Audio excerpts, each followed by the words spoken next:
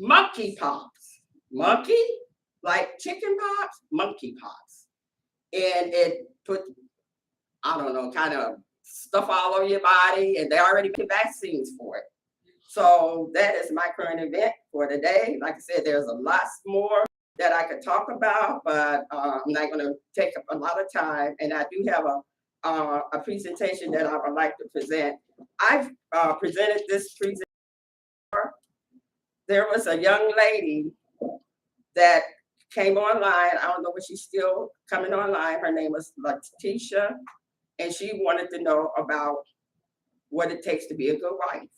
So I still have that information, and I hope she's listening. And if not, maybe she can go back online and listen.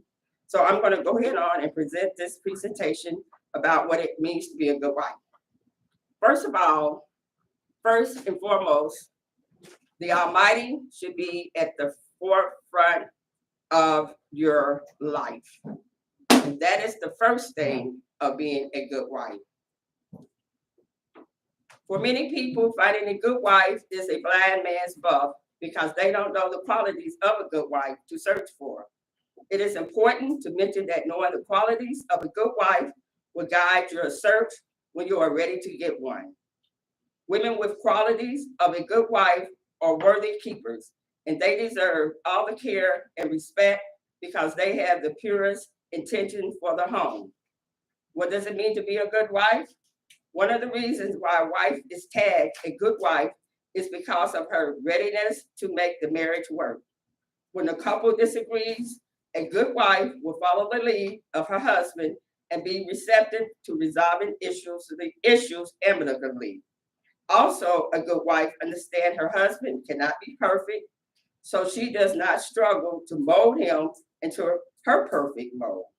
Whether she adjusts to his personality and correct his shortcomings when he errs. A good wife displays qualities that do not only build a home and family, but also help her project herself as a good human being.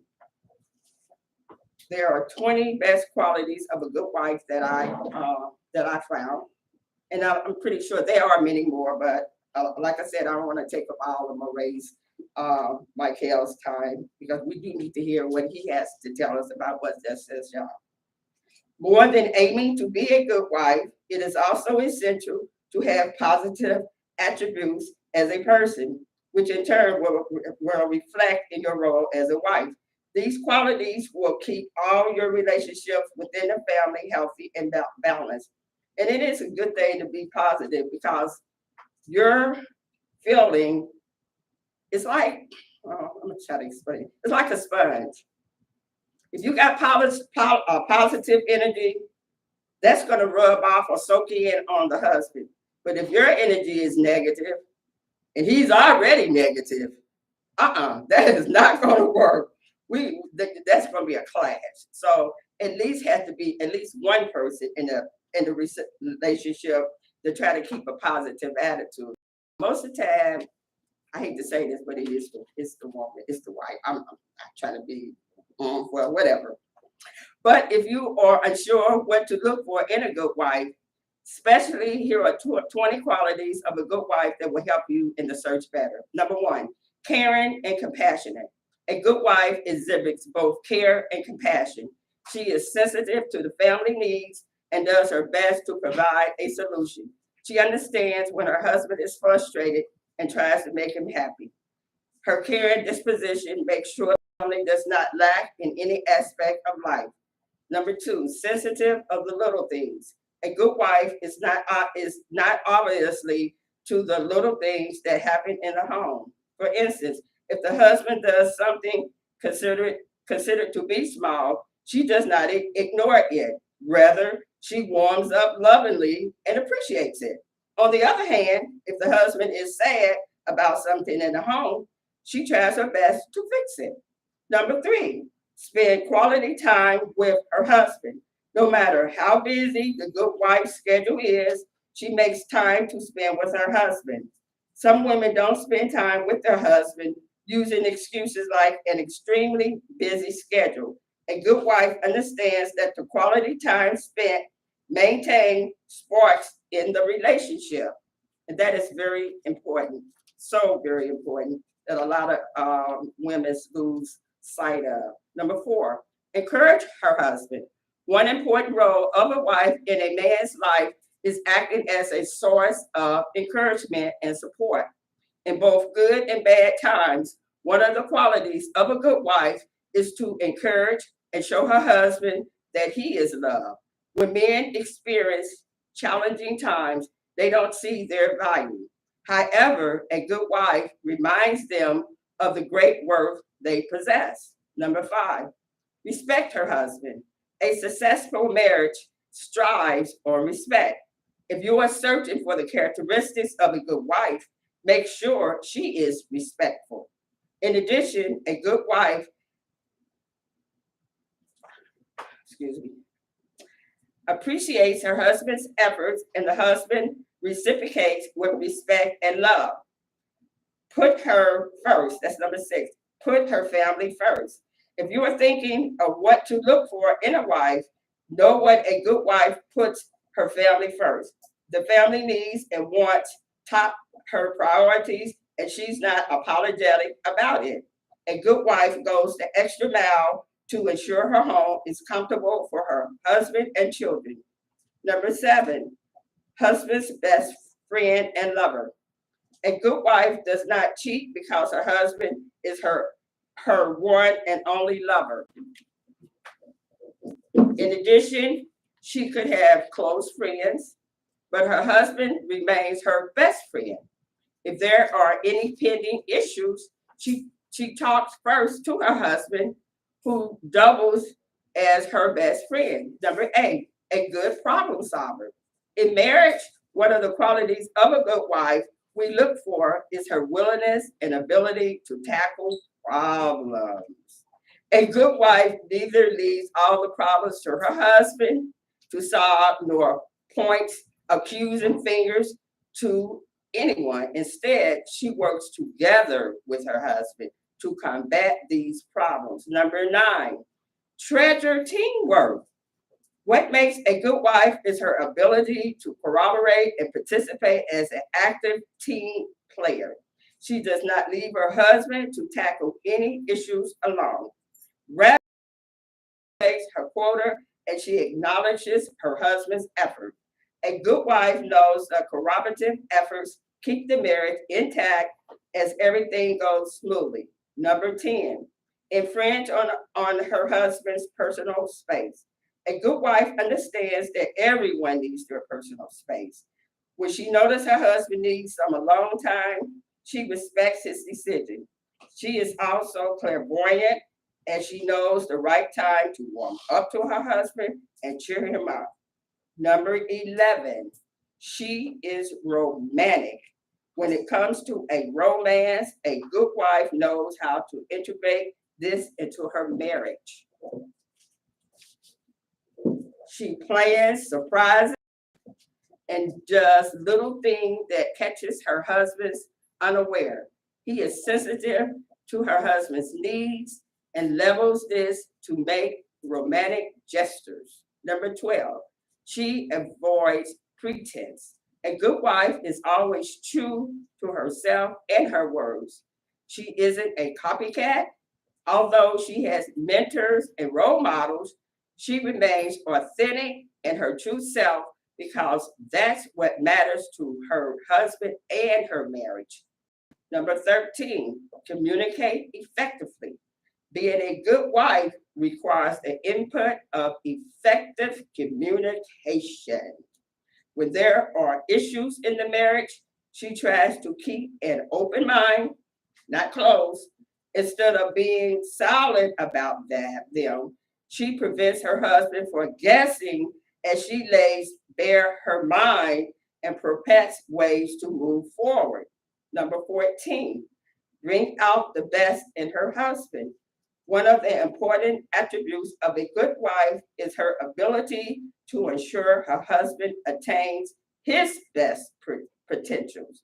She provides her husband with the commitment and support he needs to conquer grounds. She knows how powerful her position is in the family, and she uses it to her husband and home advantage. Number 15, she gives a listening ear.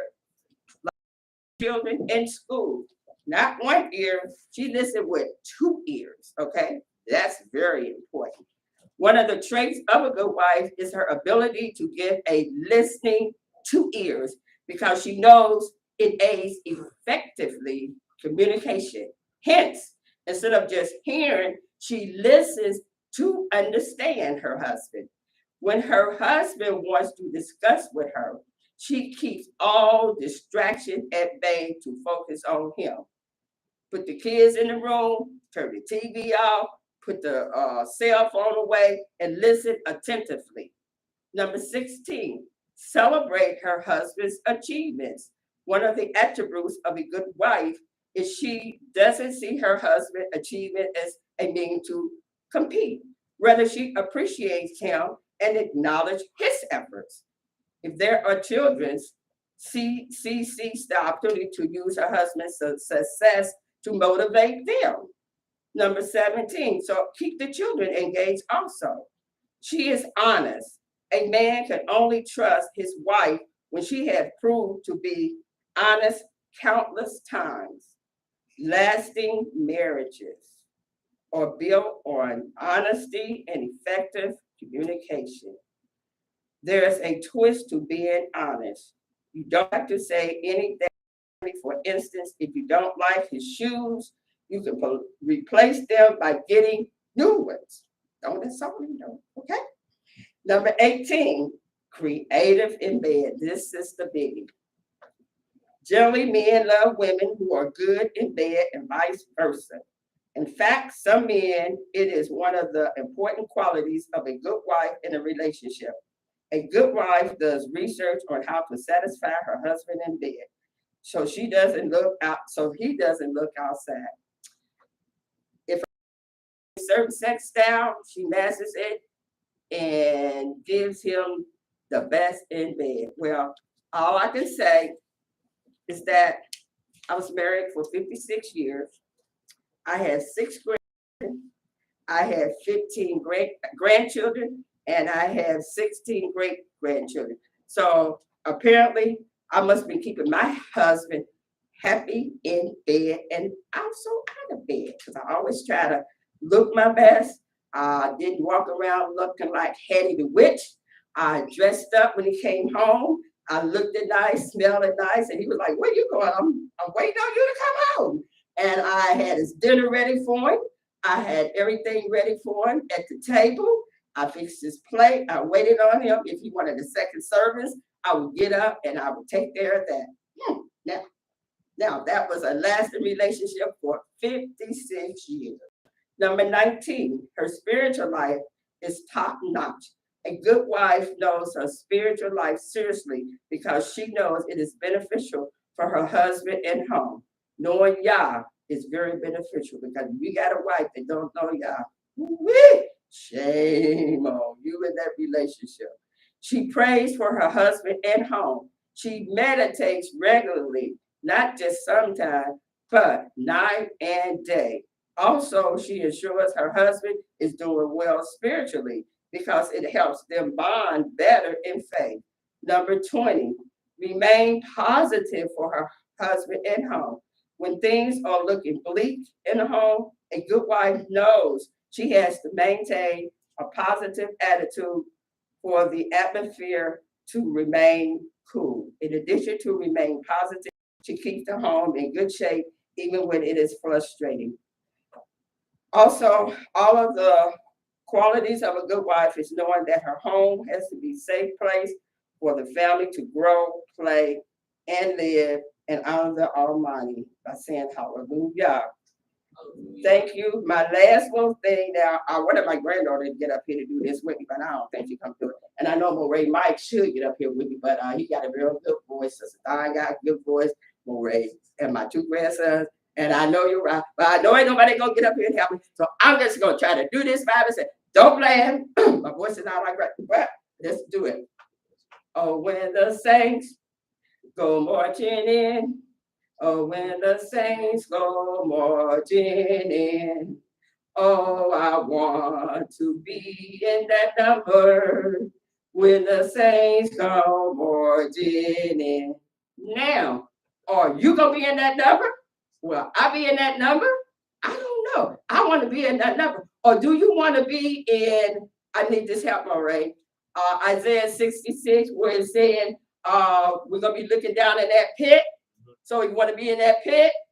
Keep not keeping the law and going by his commandments and law. But if you want to be in that number and go marching in, remember y'all's commandments, laws. So with that being said, hallelujah. Thanks for your patience. Have a great and wonderful Shabbat. Hallelujah. Woo!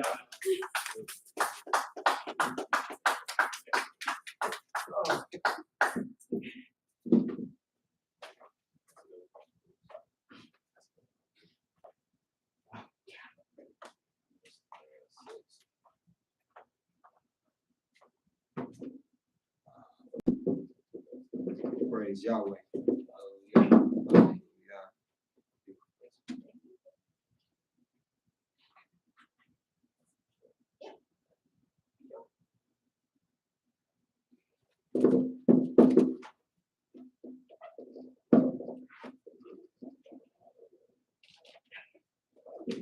Praise the mighty Yah. That was a beautiful lesson. Beautiful lesson on marriage and being a wife. And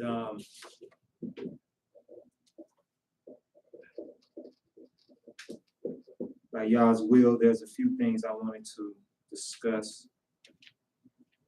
I thought that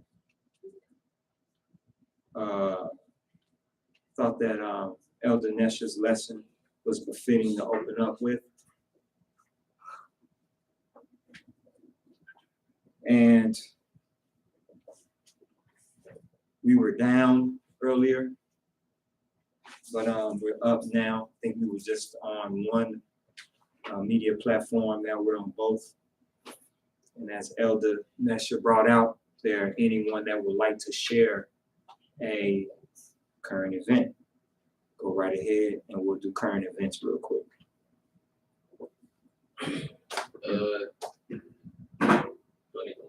Yeah, go ahead and take the mic. Just Hallelujah. Oh, and also too, if you don't have the mic, make sure that you're speaking loudly so that you can be heard. Both online and for those that are in here, make sure that you speak loudly. I mean, don't scream, but speak loudly. Go ahead, son. So I wanted to say, as Elder Nesha stated earlier about the racially motivated attack that took place in Buffalo, that just shows how basically nations tend to be against Israel. So I feel like it's important for Israel to be united in the Most High, of course. You know, like a house divided can't stand. So if we not one with each other and everybody else against us too, then where does that leave us? And what kind of example does that,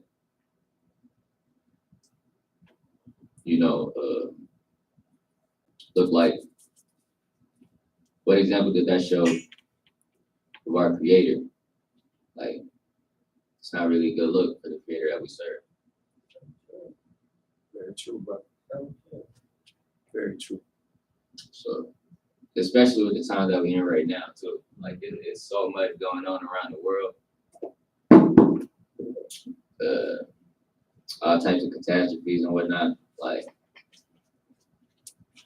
and we already, like, at the bottom of the totem pole, too. So that doesn't help at all. So, the most I just put it on my spirit to say that. Hallelujah. Praise Yahweh. That was beautiful, brother. Yes. Go ahead. You want to come up here? Well, I just take the microphone. You come up. I had another current event that I. Yes, ma'am. Go right ahead. You can just sit right there if you want to. Shabbat shalom again. Another thing that caught my eye was the food shortages. I was in a grocery store the other day, and a box of cereal used to cost $2. Now it's $5. And then what's left on the shelf? Their president Biden is spending all these billions of dollars sending money over to Ukraine. I feel bad for them, but we're here now and we're suffering. The price of gas, $4.50. So what do? You go to work, you take your paycheck, you say, I gotta get gas, but you gotta get to work and you gotta buy food. So what are we to do? The milk shortages, they're worried about these little Gentile babies having milk. If they did like the Almighty told us to, mothers supposed to be feeding their children breast milk. And now they're taking anybody's breast milk and sending it, and it's just, oh my goodness. The Almighty told us all this stuff is coming to light, and it is just each and every day that I go to sleep looking at it, and every day is something. Up, ask the Almighty to strengthen us and just keep doing the law. I know I said one more thing. I was at the Shell gas station. A lady had laid some money down where they played the numbers at, so it was like $20 bill. So I picked it up, and then it was like several other people's in line, so I didn't know who it belonged to. So the lady turned around and she's like, "Did you find some money?" I said, "Yes, I did. I did like Moray Yim did. Asked the guy like how much was it or whatever." She said, "Oh, it was a $20 bill." I said, "Yep, here it is." She said, "Oh, thank you, thank you, thank you." She was like, "That was my gas money." I said, "Oh, there's no problem." I'm like, I would not get blessed for keeping your $20. The very next day, I got a phone call because I've been looking for different jobs because I'm a sub teacher in school getting ready to close. I got a call. I put in on my email. I got over 100 emails, and don't ask me why, but anyway, I do. I got this call from this company, and I got the position. I'll start hopefully. I'm just saying hopefully next week. And they're gonna start out paying me $20. The $20 that I gave her back is what the Almighty blessed me to be able to get as a starting pay for this job. So with that, I'll say thank you, y'all. Our praises. He is worthy to be praised. Hallelujah.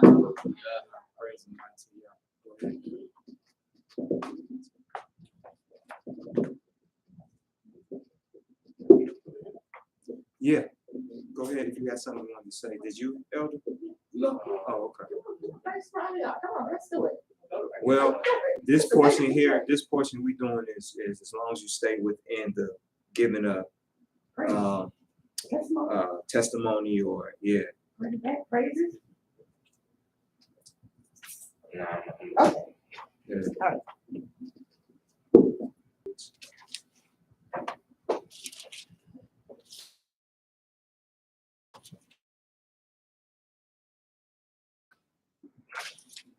As Elder stated earlier, please watch.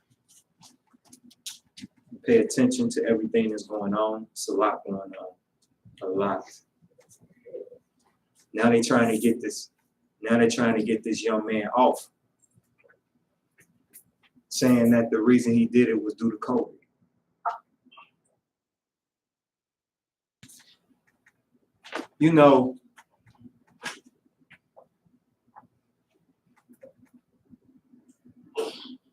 When I hear things like that,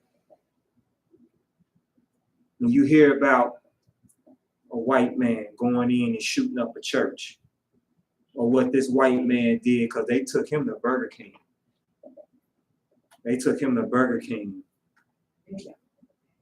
And they're trying to get this white boy off with shooting due to COVID. And I asked my wife, I said, well, I wonder if they're gonna do the same for that brother they caught that he didn't really do shooting.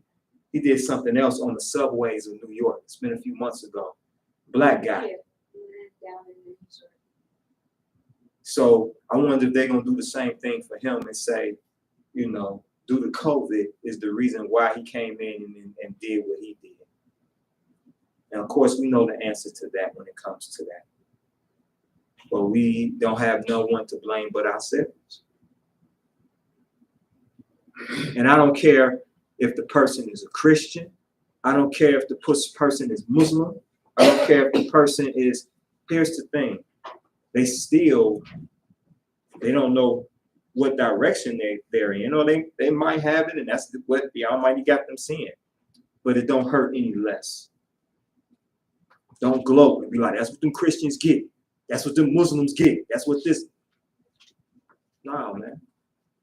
Yahweh don't want us celebrating that. Those are still Yahweh's people. You understand? Those are still the Almighty's people. And in Deuteronomy 28, I want to read something.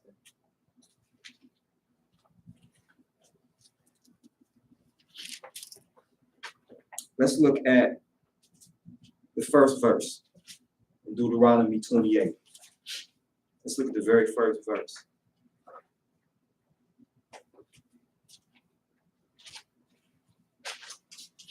I did something today too. I was reading this book. I'm reading this book, and it's by this guy named 19 Keys. And the chapter that I read was dealing with city and natural listening. Natural listening is what helps to get the mind back in order. It helps to get the mind back in shape. Natural listening is going out into nature, closing your eyes, and just meditating. I did that this morning, and I noticed a change. But you know, the one thing too that I want to say about the Almighty's people is we don't want to fool with nature. We don't want to go outside. We don't want to put our hands in the dirt. We don't want to commune with no more than the superficial. That's what we love the most. And then we wonder why these things are happening to us. We wonder why, you know, like my elder stated, in dealing with the food shortage, we've been told to get gardens popping. You understand? There's not necessarily a shortage on seeds, especially if you have a garden. You can use your seeds from last year to replenish your garden this year. Like my garden from last year, I got some seeds from the year before. I'm gonna see what it brings forth. Right now, it's not bringing forth anything because the ground was still kind of cold. But now things are sort of warming up now, so hopefully something sprouts. But if not, then I got to do work. I got work to do if I'm still at that location. However, that's the one thing that we don't do is try to find a connection to the Almighty.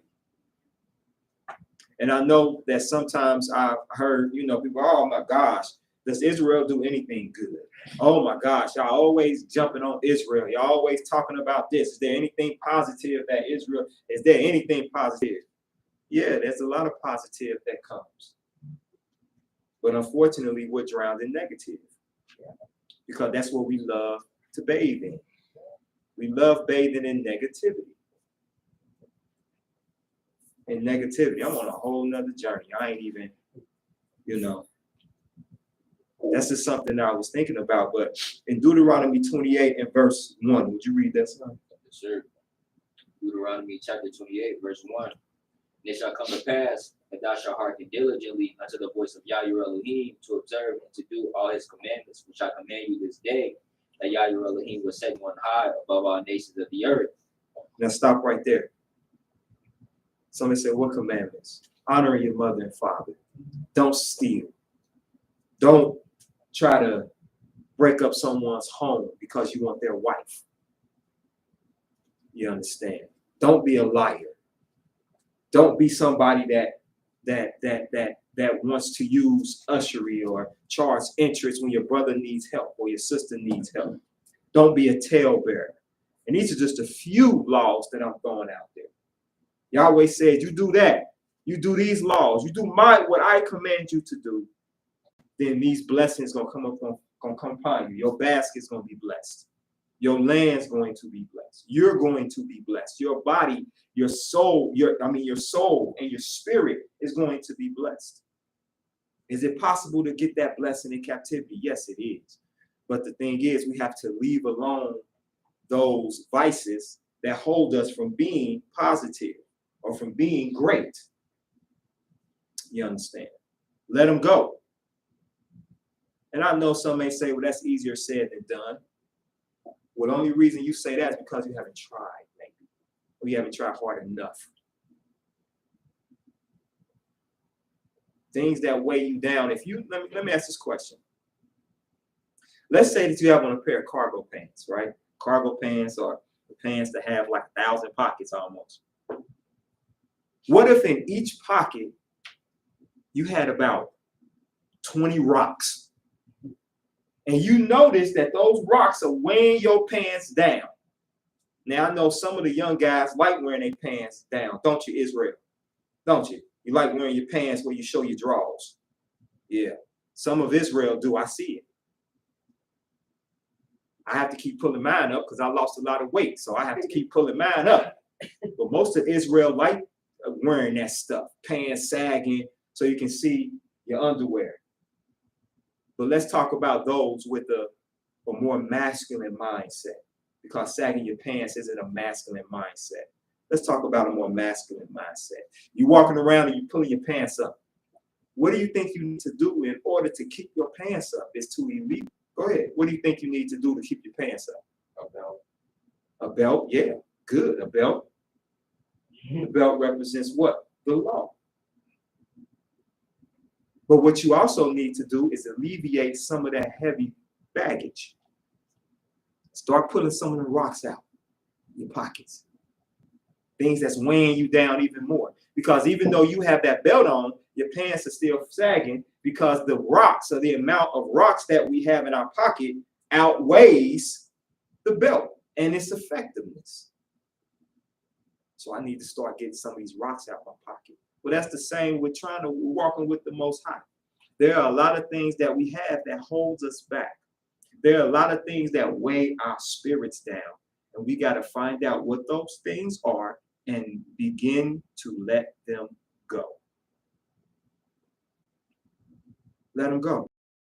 Yahweh said, man, all you got to do is do what I command you to do. Do what I command you to do. And then he says this. Now let's go over to verse 15. No, start at verse 14.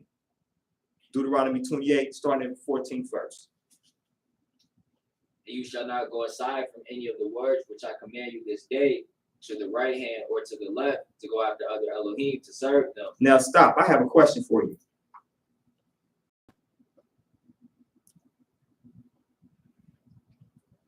Is the word righteous too much for us to handle? Does it add on too much pressure to say you got to be righteous?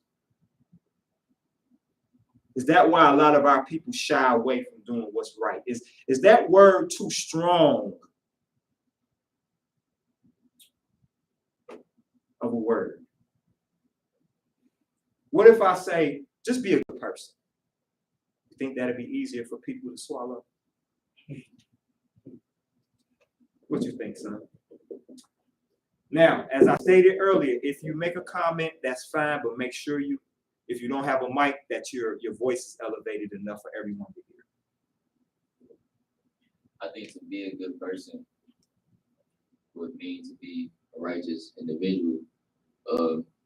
I don't know if that gives like a righteous gives like a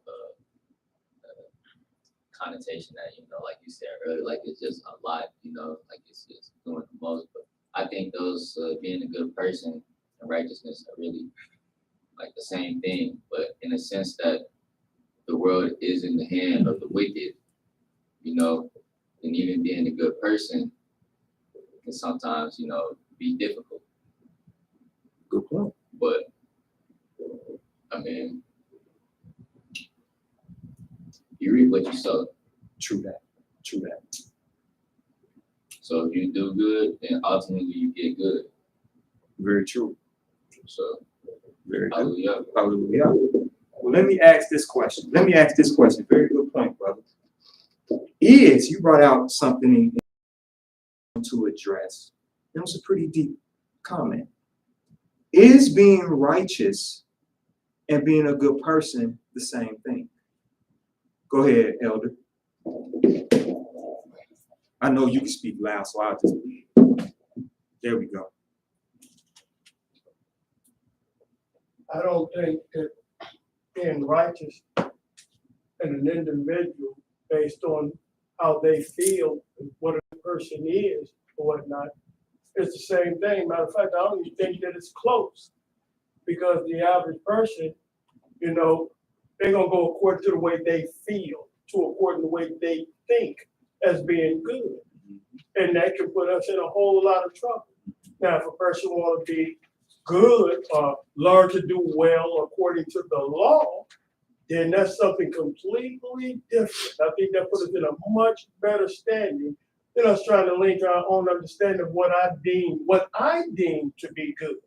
Because I could deem that if somebody did something to me, I do something back to them, and that's good. You see? So it's all about the way an individual thinks, and we can get ourselves in a whole lot of trouble. That's when I understand what the scriptures say, learn to do well, because that takes a practice. Praise Yahweh. Anyone else? Yeah. Is it possible to be, is being righteous and being a good person one and the same? Yes, sir.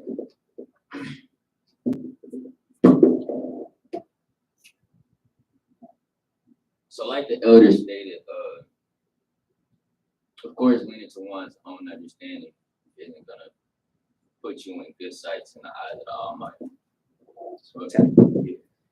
So of course, leaning to your own understanding isn't gonna put you in good sights in the eyes of the Almighty. But good in the sight of the eyes of the Almighty is good, Now, I'm pretty sure that would be righteous, Okay, very good. Very good. There's some comments on here. Okay, read them, please and thank you. Hallelujah. Whom he says, praise, zealous lioness says, Hallelujah, Hallelujah, his mercy. All praise was during your lesson. So I wanted to let you know that, Elder Nestor. Praise. Sorry, brother. Zealous lioness says, Hallelujah, Hallelujah, his mercy endureth forever. Elohim is to be magnified always and for infinity. He allowed us to be here, especially on the Sabbath. Told Abba for your precious Ruach. Sister Sydney Israel says, praise to Mighty Yah. Please, we need him. He is worthy to be praised. Zealous Linus also says, no, the word righteous is not too strong. People don't want to take accountability. Being righteous means being accountable. Hallelujah. Hallelujah. Praise the mighty Yah. Anyone else want to chime in? Well, let's say this.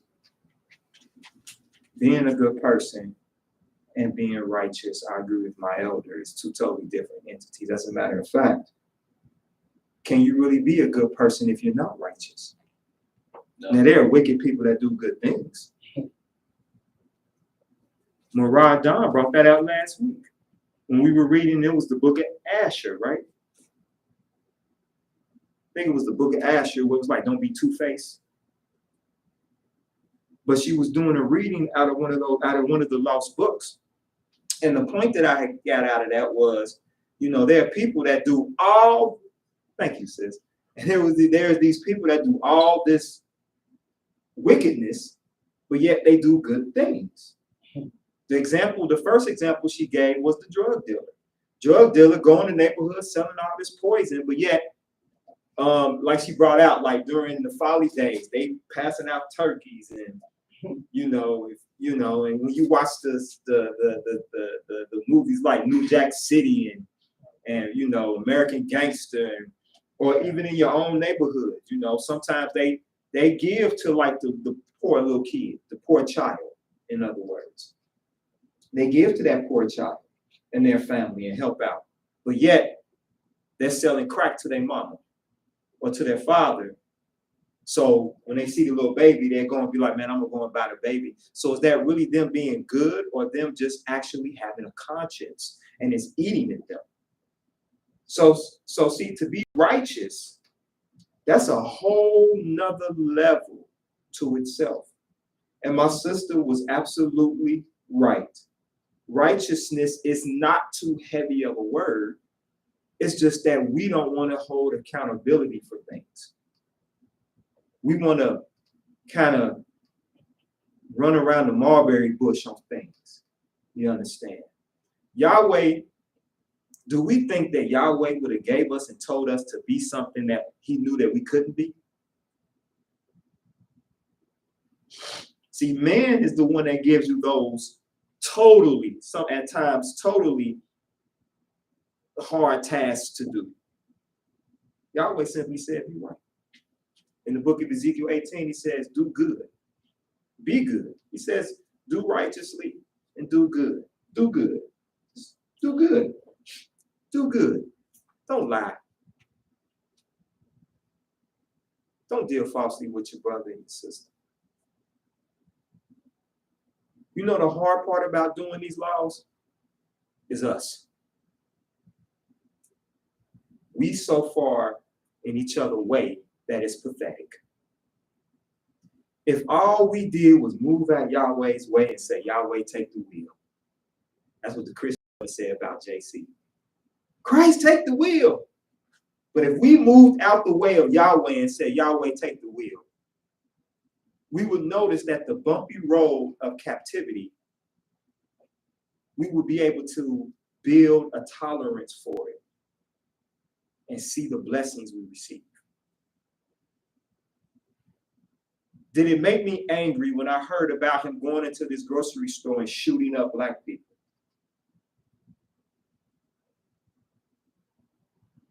It bothered me. It bothered me. But I understand why it happened.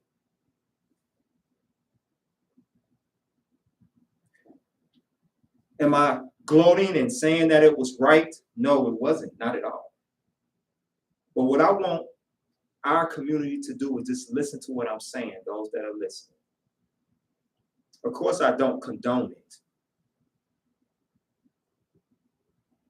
But last week, once again, in Murad Da's lesson, a question was asked. One of the points he had brought out was, what are we doing? What are we doing to show that Yahweh is the truth? At least that's what I took from it. What are we doing to show that Yahweh is the truth? Look at how we walk. Look at how we act towards each other. Half the time, we don't even want to speak to each other. Half the time, we walk around holding funky little grudges instead of going to your brother or your sister and saying, look, let's fix this. How can we fix this now? I would much rather hold on to this because then that aids me in hating you. That's what happens. That's what's irritating. Why in the heck would I want to go to a congregation and everybody in there is beefing? But we praising Yahweh. Yahweh is righteous, but I won't fix the problems that I have with you. I don't want to come in. I don't want to collab with you.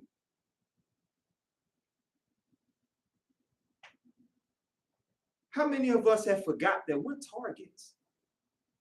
How many of us forgot that? How many of us forgot that we're targets?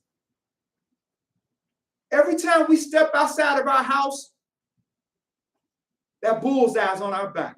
Hell, sometimes we ain't even got to step out your house to be a target. Your own family will shoot at you. How many of us have forgot that? Look how we act towards each other. How many of us have forgot that we are all in captivity?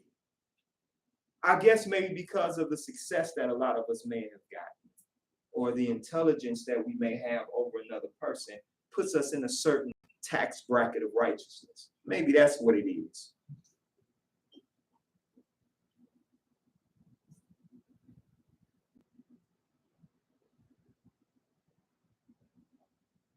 What are we doing to show that Yahweh is righteous.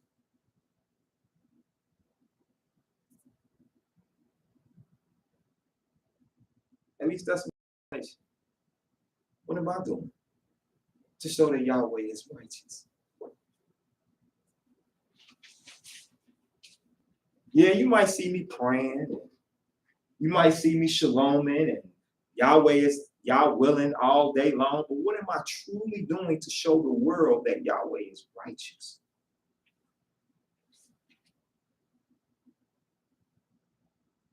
I don't need tens of thousands of people to come up to me, but just one say, who is this Yahweh? I see you. You different. Brother Michael, you different. You're not like these other people out here. You're different, Brother Michael. You're different. Young man, you're different. There's something about you.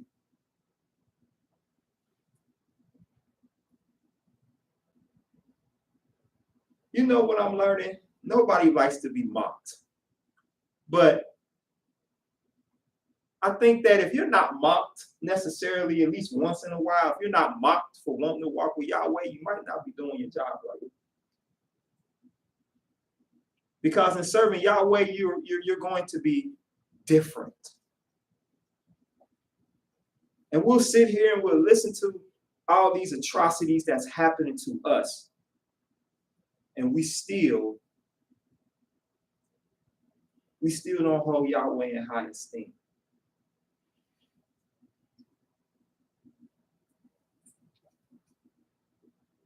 Let me ask, how many of us pray?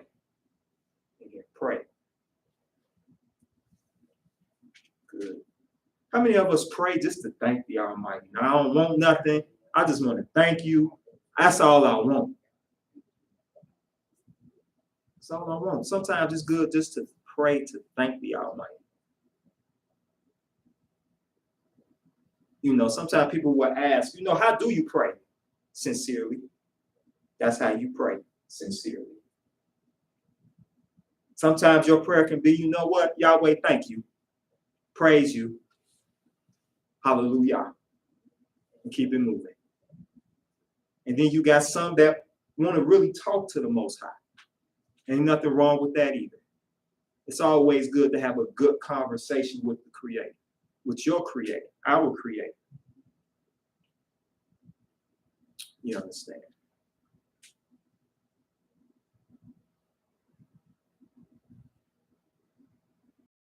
But I am here to give some hope.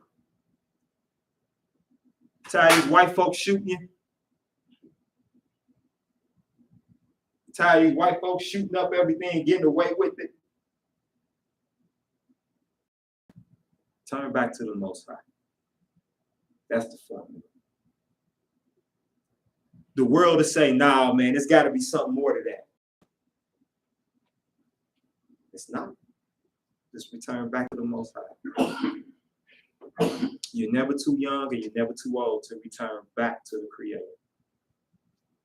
You know, it's deep that every day when we wake up, that's Yahweh giving us another chance to fix ourselves. That in itself should be appreciated.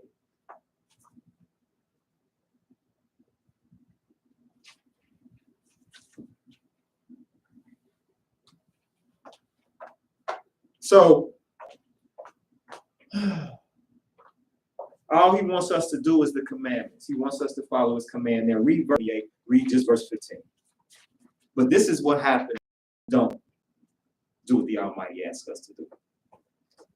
But it shall come to pass, if you will not hearken unto the voice of Yah your Elohim, to observe to do all his commandments and his statutes, which I command you this day, that all these curses shall come upon you and overtake you. Curse shall you be in the city. Curse shall your basket be in the store. We're going to talk about that, Yah's will. We're going to talk about the food. Think about it. Cursed. We're cursed. All because we turned our backs on the Almighty. Now that's some reality check for you, but we want to blame everybody else for our problems instead of the one that looks at you every morning in the mirror, and that's yourself. It's our fault. that we're in this predicament.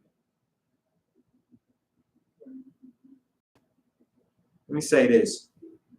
This is to the adults. I mean, you want to change so that your household can be healed. But dang, if you got children, at least do it for them. At least make it to where they may have a chance to go home.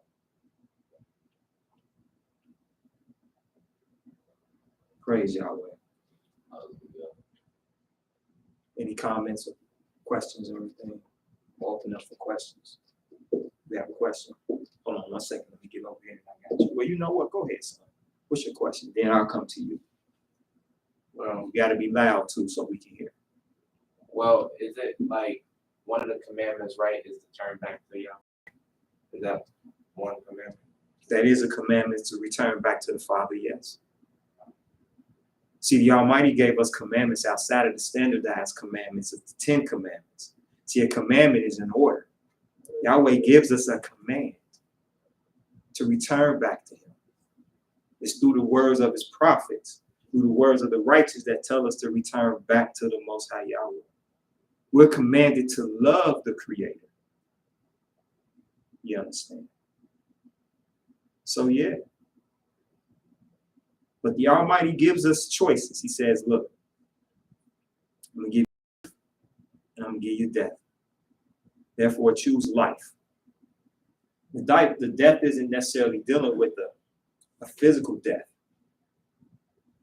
A spiritual death is worse than a physical death. When the Almighty takes his spirit away from you, you're a zombie.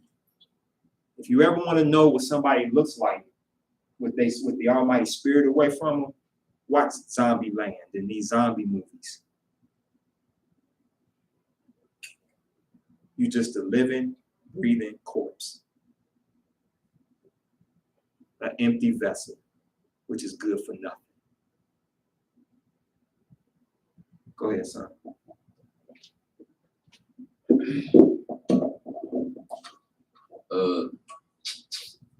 Beulah Israel says, Shabbat Shalom, family, hallelujah.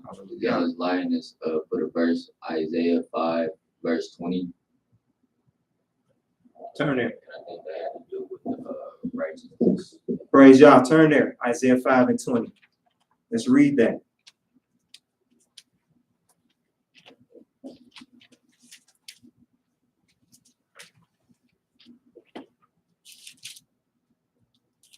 Isaiah 5, chapter 5.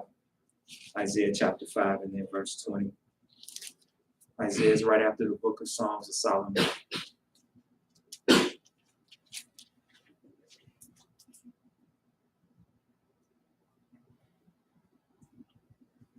Isaiah chapter 5, verse 20.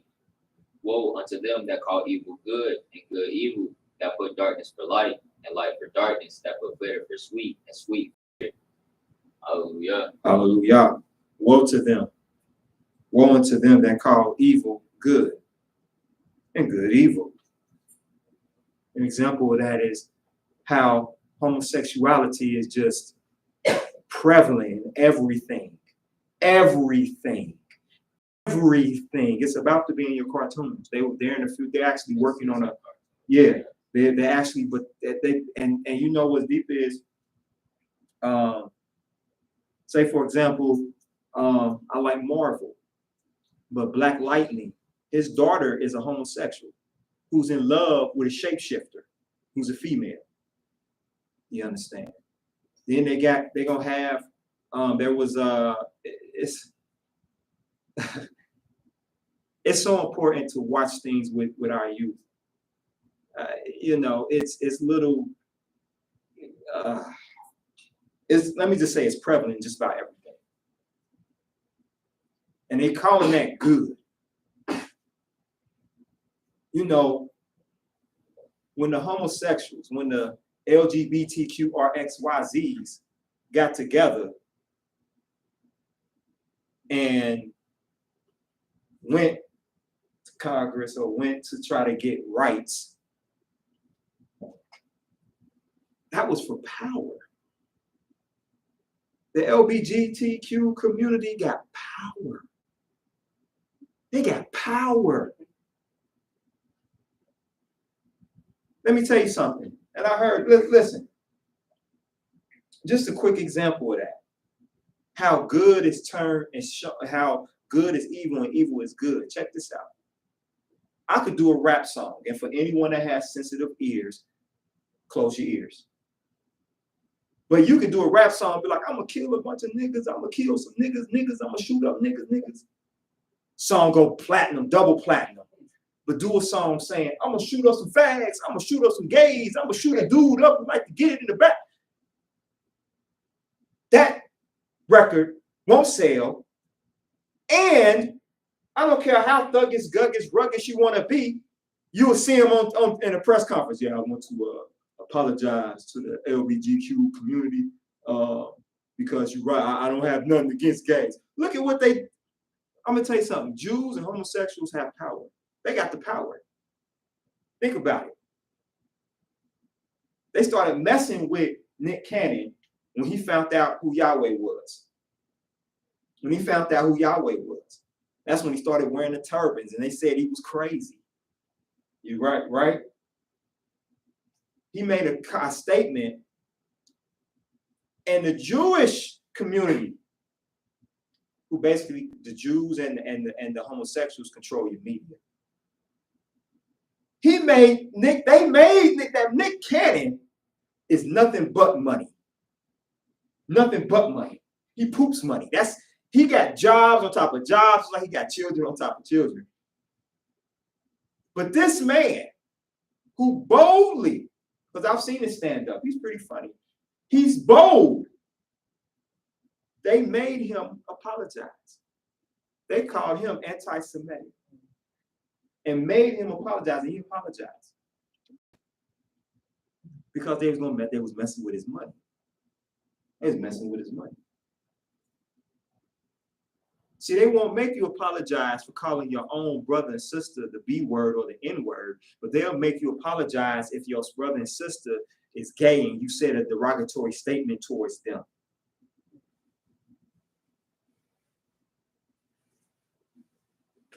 Well, let me say this. If you're watching now and you're a homosexual, that's an abomination. That's wicked. If you like man-on-man action, that's wicked.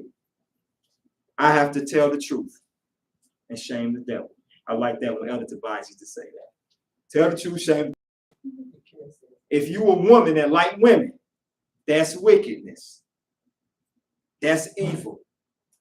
It ain't me that made that a law. The Almighty made that a law. He did.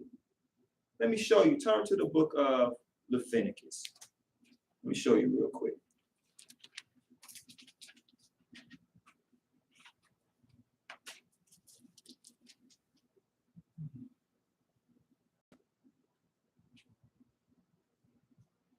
Turn to the book of Leviticus chapter 20. Now, people will say, they got homosexual churches. They got churches where the pastor is married to a man and he's considered the first man. I'm telling y'all, what's down the line next. It's almost about to happen. They had America have their first homosexual president. It was almost about to happen. It was almost. It was almost there. And to all other countries, let me say this too. Just a quick go out there about this country, real quick. America is not necessarily a sovereign nation. America is a corporation. All these different countries that they used to tell us we were fighting against or were investing money into America in order for it to grow. If America falls, China loses money. Iran, Iraq, they lose money. Russia loses money. So America is a corporation. And that was just a fun fact I wanted to throw out there. Now, in the book of Leviticus chapter 20, let's look and read the 13th verse. This is for all our homosexual brothers and sisters out there who love, plug on plug, and outlet on outlet love. Leviticus 20, verse 13. Leviticus chapter 20, verse 13. If a man also lie with mankind as he lied with a woman, both of them have committed an abomination. They shall surely be put to death. Their blood shall be upon them. Now, how many of these homosexual churches are teaching this? Of course they're not. It would lose members. And then it would condemn them. But see, society tells you by calling evil good. They'll say, you know, now they're teaching our youth. And I'm so glad sis brought out that Isaiah 5:20.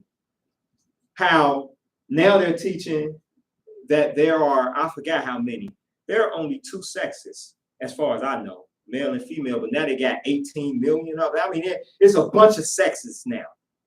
Like now, you don't even have to associate to what you were born as.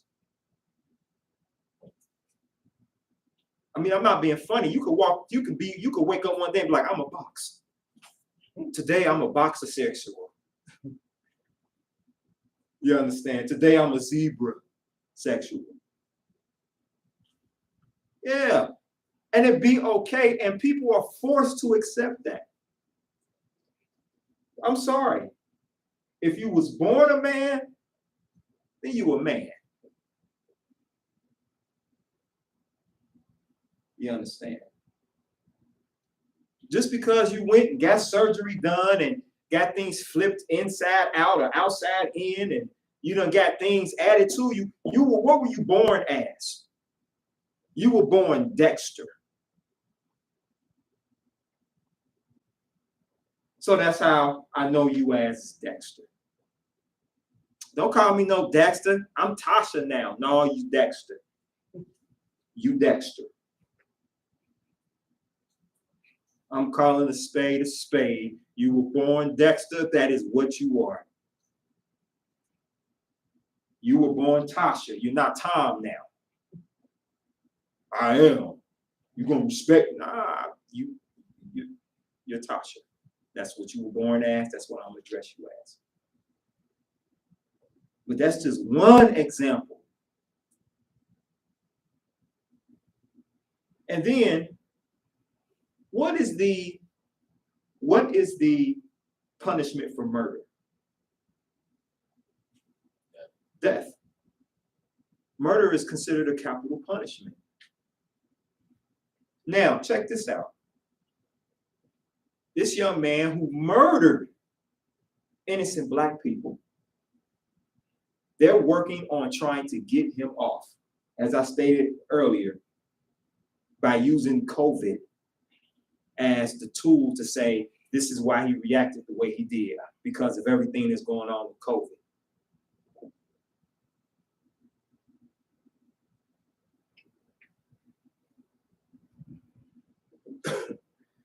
This is the world that we live in. Any questions, any comments? Question? Yeah. Mm-hmm. Be loud, you got, so we can hear you too. They, like I said, like they might be gay, right? But does that mean to look down on that person, right? Does that mean to look down on them? I'm gonna say, here's the thing. The thing that we have a problem with is separating the sin from the individual. What does that mean? You don't have to look down on them, because none of us know what Yahweh sees in us. You don't have to look down on them. No, there's something known as mercy. Mercy, we show them mercy. We can't inflict capital punishment anyway. We can't do that. We can't get them and stone them and all that. What we could do when we were in our land. However, it's mercy. Does that mean you got to partake or be subjected to what their lifestyle? No, it does not at all. You can talk to them and say, look, you know this is wrong. You know that this is against the word of the Almighty. You know that this is a sin. Let's look at Leviticus 20 and 13. You know that that's wrong. And if they say, well, I'm going to do what I'm going to do, and you do what you do. All right. And you walk away. And at that point, you planted the seed. Now Yahweh is going to take it from there. Any other questions or comments? Yes, ma'am. At the schools, I think it's for the coder schools, where they want to teach this type of stuff to the students, Yes, ma'am. and they want to have it there. And I remember they were saying that the student was going to walk out if the school didn't allow them to teach this in their classes.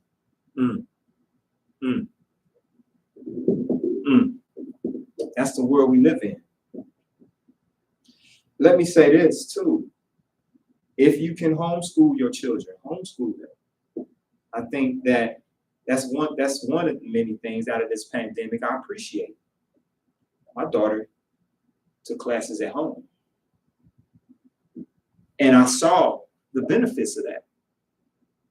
Now, some may say, well, homeschool is an issue because they take away from the child's social growth. Well, here's my thing. If you saw what the social medium is in these places, why would you want your child to be part of it anyway? 7th graders pregnant, 8th graders it's a mess. It's a mess. Total mess. And well, let me say this. When I was coming up, we had elders we could look up to and talk to. We don't have a lot of that no more. If you have someone that's wise, you have that. If you got somebody wise that can teach you some things, listen to them. Respect their wisdom.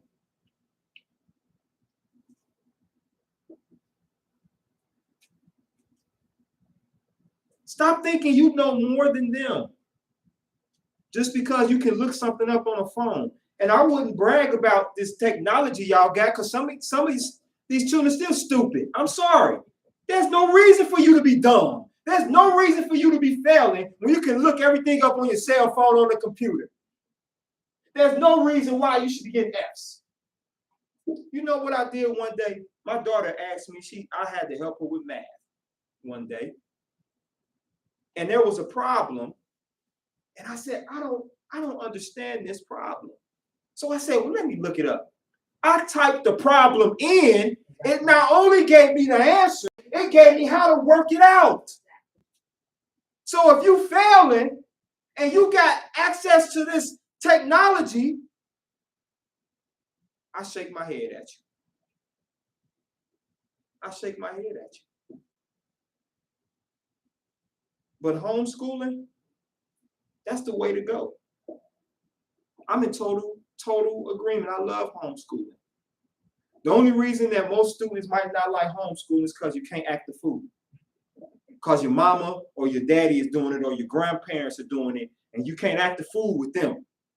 So you can go to school and be in Miss Johnson class and act the fool. All she's gonna do is go to the office, go to LC, go to the other room. Mama be like, oh, you gonna act the fool. Okay, when you done with chapter 1, get my belt. But the things that our youth are subjected to, trying to get them into being social, I'm good on that. I love the fact that my 11-year-old is 11 years old, and that's how she acts. Now, unfortunately, I have to teach her some things outside of her age to give her understanding on some things. There's some adult things that I have to teach her just so that she knows. But for the most part, if she want to buy some shoes that light up, go ahead. And then just to speak on our youth real quick, sending our youth to these schools are designed to just make them productive workers. That's it. It's not designed for them to be entrepreneurs. It's not designed for them to be any less than what they are. It's almost set up like a caste system, where the caste system was a system that started in India, or they say that it started in India and has been adopted. And what the caste system is a system where if you're born below, you marry below, you die below. Even if you make money to be higher, you still gonna be supposed to stay down here. And if you higher, you don't go here. That's basically what the caste system is. The school system is designed to make you into what they consider society-wise a productive employee. That's it, a productive slave. Think about it. I'm not saying there are no teachers, but how in school, you guys still in school, y'all got teachers. There are some teachers in your school that you really like going to and you learn from, right? Because some of them teachers are creative. See, school isn't designed for you to have a creative mindset. It's designed for you to have a technical mindset. What's a technical mindset? A technical mindset would be Leonardo da Vinci, right? Okay, let's say that he took the human body and his sketches were used by doctors during that time. He would take, and he studied the human anatomy, and in studying the human anatomy, he was able to mimic what it looks like. And then the doctors would use that as a catalyst to understanding what the human anatomy looks like. Everything was done precisely to how it looks from his study. Now, there's another artist that I would like. There are some artists that I like. His name is Michael Baghetti. He's a black artist from the I want to say it was from the early 70s, early 80s. And he was phenomenal. But he was an abstract artist. You're talking about Basquiat, thank you. Basquiat, thank you. And yeah, what was it? Jean-Michel Basquiat. Jean-Michel Basquiat. Phenomenal artist. I love his work. Creative mindset. Let's say you give Leonardo da Vinci a bottle of water. Let's say I give him this bottle of water, right? Leonardo da Vinci is going to take this bottle of water and do it exactly like this. That's a technical mindset. Basquiat will take this. He might have a line, a blue line, a red line, and something that drips, looking like water. Yeah, half the bottle will be over there, and you'll get the image of a bottle, but he'll use his creativity to show a different perspective. And that's what's wrong with a lot of us is when it comes to our youth, they're not creative enough. They need to be pushed that more so out of our youth to be creative, and you will notice a change. Emotionally, psychologically, academically, because when a child is able to be a child, you'll notice a difference. Any comments, questions? Yes, sir. When you was talking about studying the body, right? Mm-hmm. Like it's some people that study the mind but control their mind. Very true. Very true.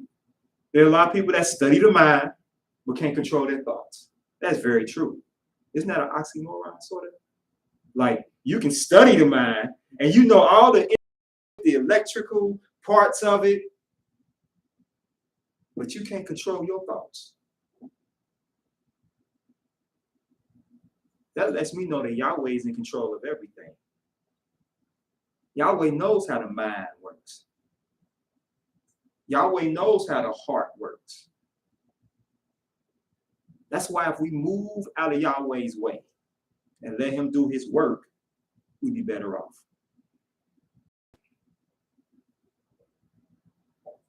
All right. Moving along. I had a few things, but gonna save it.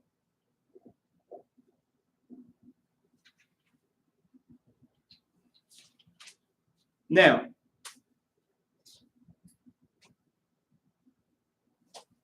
I got time. Praise Yahweh. Let's deal with building wealth. Let's talk about building wealth. Is it important to build wealth? Anybody? Is it important? Yes. You say, my brother says it's important. Anyone else?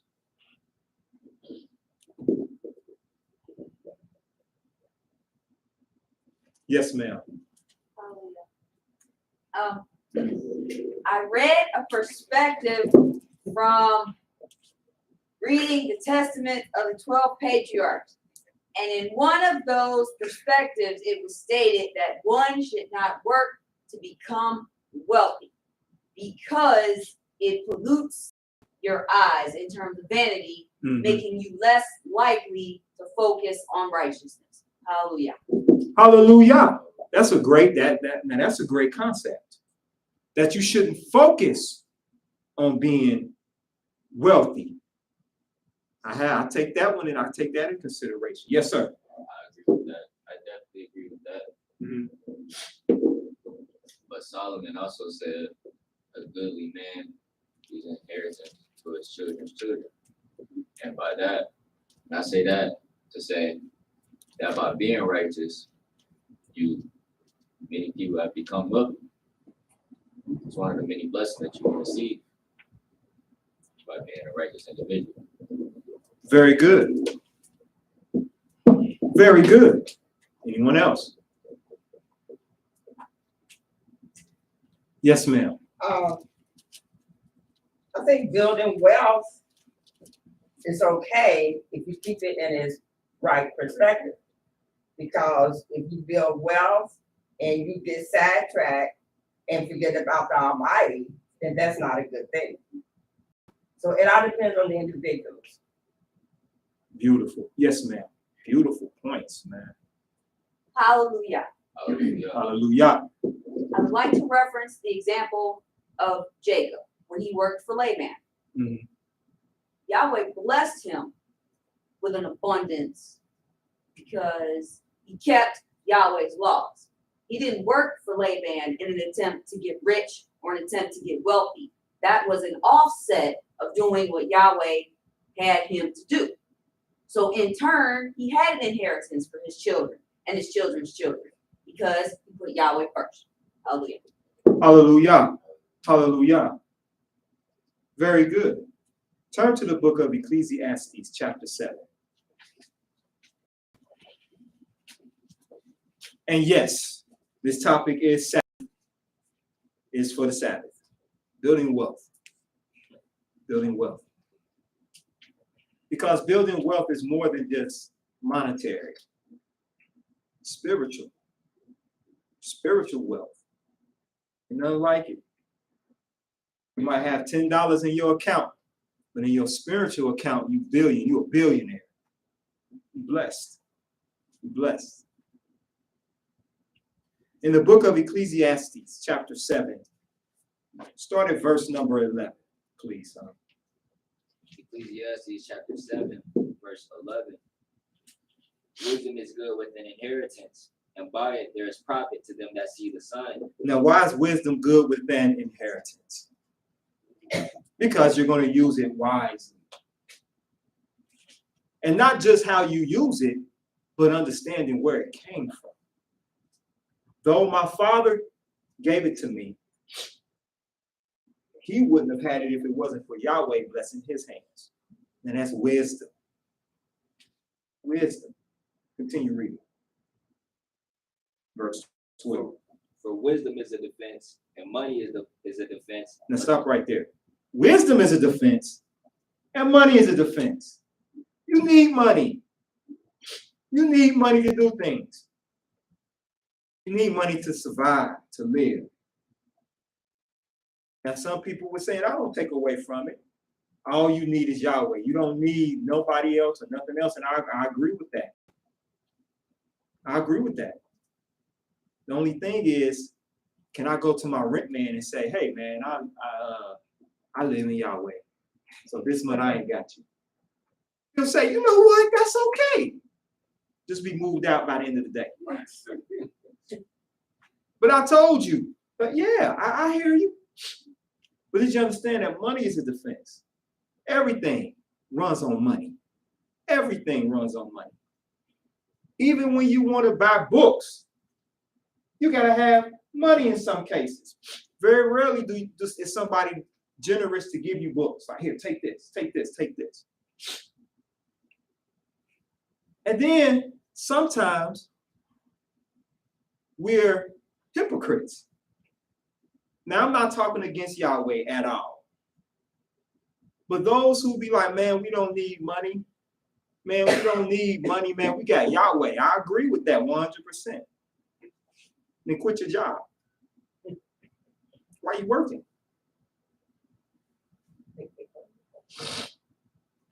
Just because I think about building wealth does not mean that I don't think about Yahweh. Now, when I think about building wealth more than Yahweh, that's where the problem lies. Abraham was wealthy, wasn't he? Like you brought out, sis, Jacob was wealthy. Solomon was wealthy. David was wealthy. And I'm going to read about something that the Almighty said about David. But continue reading verse 12. For wisdom is a defense, and money is a defense, but the excellency of knowledge is that wisdom giveth life to them that have it. That's it. Money is a defense, but wisdom is what you need more. And I'm going to tell you something that's deep, because wisdom is the one commodity that never depreciates. Money is depreciating, especially the American dollar. There's nothing backing it. At one point in time, $100 could get you a lot of stuff. But look at, due to inflation and the drop in the dollar, look at what it is now. Like my elder said, gas, $4 and almost $5 a gallon. You understand? Groceries. You go in there, you could used to buy a box of cereal for $3 or $2. Now you're going to end up having to sign over your check for some Cheerios. You understand? And don't be a special diet. Oh my gosh, you might as well just be like, shoot, my whole Social Security check going to Whole Foods. You might as well. And the thing that's so deep is this is why it's so important to us to start having gardens. But I'm going to tell you something that's deep though. When it comes to grocery stores, some may disagree with me, and if you do, that's okay. But during a famine, during the time of where there's no food on the shelves, you know the one place that'll stay kind of stocked? Where the live food is. Where the live food is. Why do I say that? When COVID first hit, all the canned beans, boxed processed foods were gone off the shelves. But the one thing that stayed pretty stocked were the live foods. And in most of your stores, where's the live food at? Right when you walk in. We walk right past that to go down the aisle to get the donuts and the canned beans and canned fruit. And most of us don't even go in the frozen aisle. Because here's my thing. I know some of us, we want fresh, and I know most of us are working on a budget. But from my understanding, that even if you get frozen, you're kind of doing good, because you don't have a lot of the preservatives that you would in a lot of your canned foods, because the canned foods are meant to be.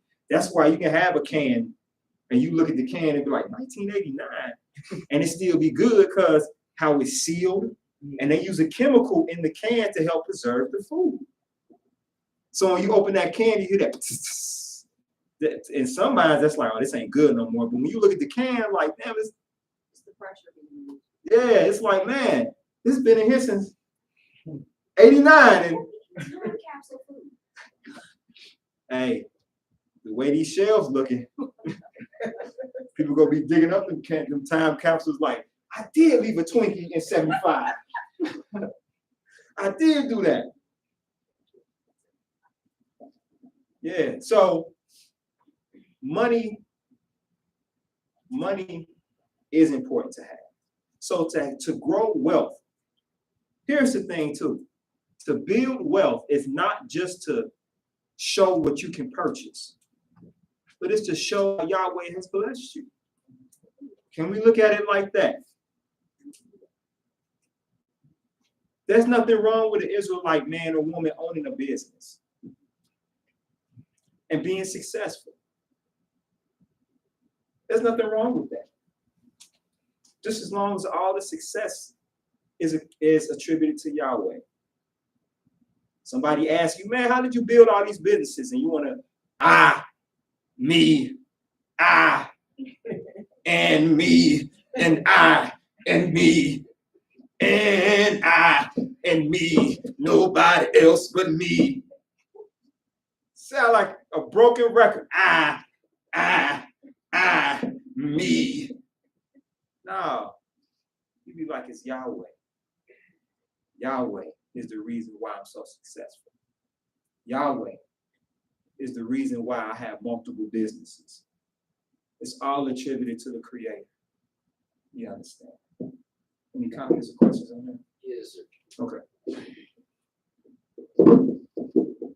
Here you go, son. Sorry about that. Brother Israel says, Okay. all praise to the Master Yah over religions and birthdays and death days. Hallelujah forever. Beulah Israel says you can thank Obama for that, part of the LGBTQ and whatnot. That's right, sis. That's right. Marvel Will says Shabbat Shalom, family. Great teaching. Praise Yahweh. Hallelujah. Praise Yahweh. We're going to look at a few scriptures as well. But there's nothing wrong with being wealthy. There's nothing wrong with being comfortable. You understand? You know what I mean? Like being able to go, take your wife somewhere nice. You understand? If the lights are cut off in your house, it's because you're trying to be romantic and not because Duke said, oh, you ain't paid the bill this week. You understand?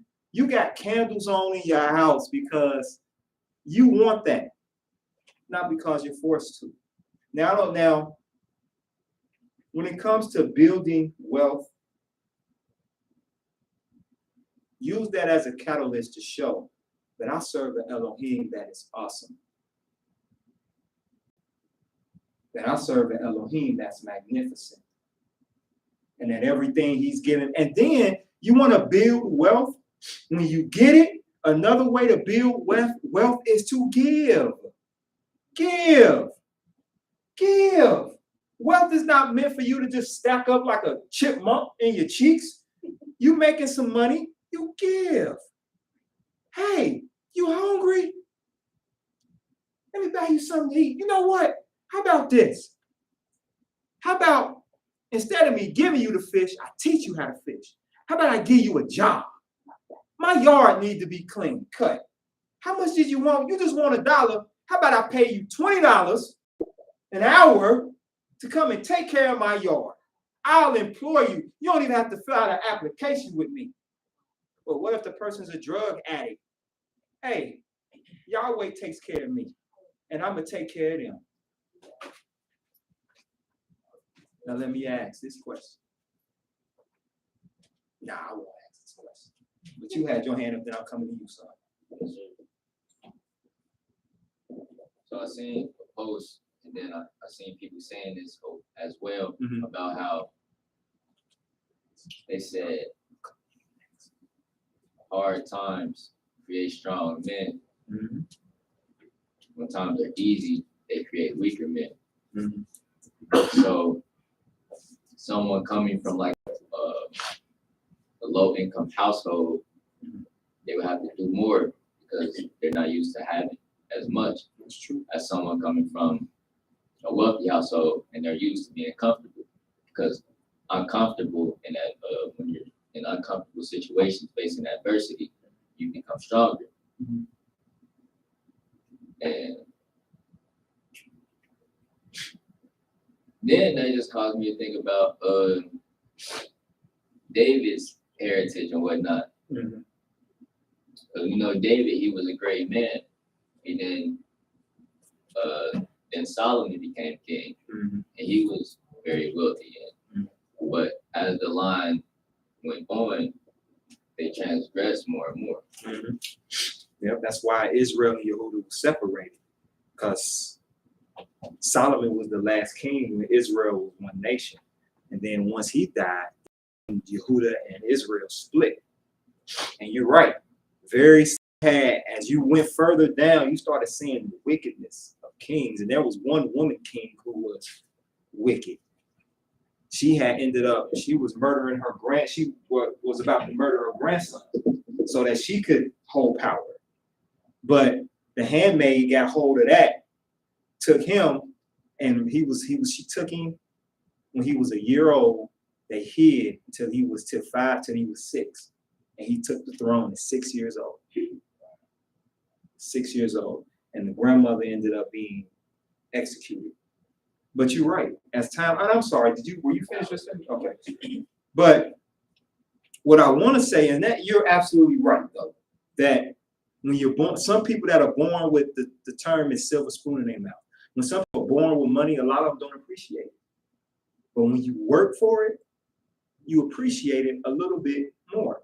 But then I also know those who are broke that as soon as they get $1, it's gone. You know what I'm saying? So now what do I do? Because you got this person over here who was raised up in money, but is a constant giver. This person over here was broke, and as soon as they got the money from COVID, what was that money called? The stimulus. Listen, I ain't seen so many big screen TVs and Jordan sold or purchased during stimulus. This stimulus money. Ain't nobody, and then that PPL loan or whatever. People saying they got businesses, don't got nothing. And I actually have a business, but I missed out on the money. But I actually have a business and I missed out on the money. But the thing that's so jacked up is that, and they didn't care that later on they're gonna come back for that money. Even the sheer mercy of this man is cruel. You're gonna say, "Here, I'm gonna give it to you," but later on I'm gonna come back for it. That's the world we live in. That's the world we live in. But when it comes to being wealthy, if we take the word wealthy and attribute it to more than just monetary wealth, aim to be spiritually wealthy. Minister Elder Yuma states this often about bank account, having that bank account, to where who's the king? There was a king who was diseased in his feet. And Isaiah came to him and said, get your house prepared. King turned over in his bed in tears and told the Almighty, remember the good I did. Remember when I did this. Yeah, thank you, Hezekiah. Thank you, brother. Remember the good that I did. Remember that. And the Almighty stopped Isaiah in mid-court, told him to turn around and tell him, I'm going to give him these amount more years. Why is that? Because his bank account, his spiritual bank account had enough to cover him living a little bit longer. You understand? And there was no amount of ones or zeros ever match having enough stored up for your righteousness. Because the Almighty also says that the righteous, your name will never be forgotten in the earth. Would you rather be remembered of, yeah, he had money, or would you rather be remembered of, man, that was a righteous brother? When that brother was righteous, man, he loved his Elohim. Wherever you went, if you talked to him, he was Yahweh this and Yahweh that and Yahweh this. I don't care what you was talking about. We could be talking about the game, and he'll be like, yeah, man, Yahweh blessed such and such to make that shot, man. That was a blessing. That was a blessing. Yahweh gave him skills. You'd be sitting there like, damn, man, it's just a football game. Like, Yahweh got his hand in that. You know what I'm saying? So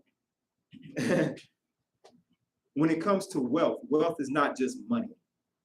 Wealth is just really, to be honest with you, if you look at wealth, wealth is so vast that money is really not that big of a definition for wealth. It's a part of it. But wealth comes in so many things, like spiritual wealth, health is part of being wealthy. Having good health is part of being wealthy. I know a lot. You look, here it is. I'm sitting on billions. Somebody's sitting on billions, but they got cancer and they dying. Somebody over here got $20 in their account, but they fit as an ox. They fit as an ox. You understand? And you always see them being happy is wealthy. Being happy is wealthy. You want a mean mug. You see him walking around, you think about it. Some people might, and I'm not saying that we should care about why they do, but maybe we should consider. When was the last time you ran into an Israelite, you saw him just smiling? Most of the time you see him, shit, damn, I gotta buy. All right, I gotta buy this week. Oh, man, the next week, I'm so tired of being broke. Oh man, I'm so tired of being hungry. Oh man, I want this box of cereal. Damn, this box of cereal, $5. This last week it was $2. You know, most of us look depressed. When you see a happy Israelite, you thinking they retarded or something. And I don't mean like you broke down the word retarded, but you looking at them like, what's wrong with that brother? Just think about it. Think about it. When you walk into most Knesses, brother greet you shalom. You know, we try to hold that cool shalom, brother. You know, shalom, shalom, shalom, shalom, brother, shalom, shalom. What would you think if a brother came up to you? Shalom! Hallelujah! Shalom! Shalom! You'll be like, come, brother, what's wrong with you? Why you hollering at me? You'll be like, I'm not yelling, I'm happy. Shalom! He'd be like, what would they get? He either high, he fake, or crazy. Don't fool with that brother right there. You understand? Brother come up to you. Would you like a piece of my sandwich? Are you hungry? Are you thirsty? Hello. Just happy. We gravitate to the one, shalom, brother, shalom, sister, shalom, shalom. Hey, what's good? What's good with you? What's good? You know what I'm saying? Happy. Happy for the Sabbath day to come. I don't know about you, but I can't wait till tomorrow. And you looking at him like, nigga, if you don't get out of my face, not right now. You too happy for me, man. Get out of my, man, right? You don't love the Sabbath day? How can you be upset? Today is the Sabbath day. And then look at you, look at him like, all right, man. I know. All right. We wouldn't know how to deal with a person like that. Every time you talk to them, they happy. You talking to them, you go up to them and be like, hey, man, where you get your sandals from? No, I can't tell you that right now. Talk to me after the Shabbat day. Because today is Sabbath. Today is Sabbath. Today, man, something told me don't come over here. Most of us couldn't handle being that happy and be sincere. You know what's deep is? Most of them people that act that way, you would think are the most loneliest people because nobody else wants to be around them. But you know what's deep is? We'll talk about how great Yahweh is. You ever met somebody that all they want to do is talk about Yahweh? You walk up to them like, what's up, fam? Man, I'm good, man. You know, Yahweh did, you know, Yahweh. And let me ask this question about scriptures, man. It is Yahweh, Yahweh. You'd be like, all right, man, I hate talking to him. All you want to do is talk about Yahweh. You might not say it, but that's what you're thinking. See, that's wealth. That brother and that sister is wealthy. They're wealthy. When you walk in their house, They might have a couch and a bed, but because they got Yahweh, you find peace in that house. You walk in and you be like, man, I just want to kick my shoes off. The children are happy. You ever been in a house of those that serve Yahweh and the whole family happy? You don't see them running around like baby kids just jumping off the furniture and just mad. Just, why are you mad? You only a year old. Just walk around, wah, wah, wah, pamper hanging off on, wah. Like, what's wrong with you? But you going to a house that's got furniture from Italy. You know, now I ain't saying there's anything wrong with having nice things. So I don't want nobody to bless you. I can't have nice things to be Israelite. I gotta be broke. No, you don't have to be broke. But what I'm saying is, I'm painting a picture of true wealth. Have you ever been in a house that's beautiful?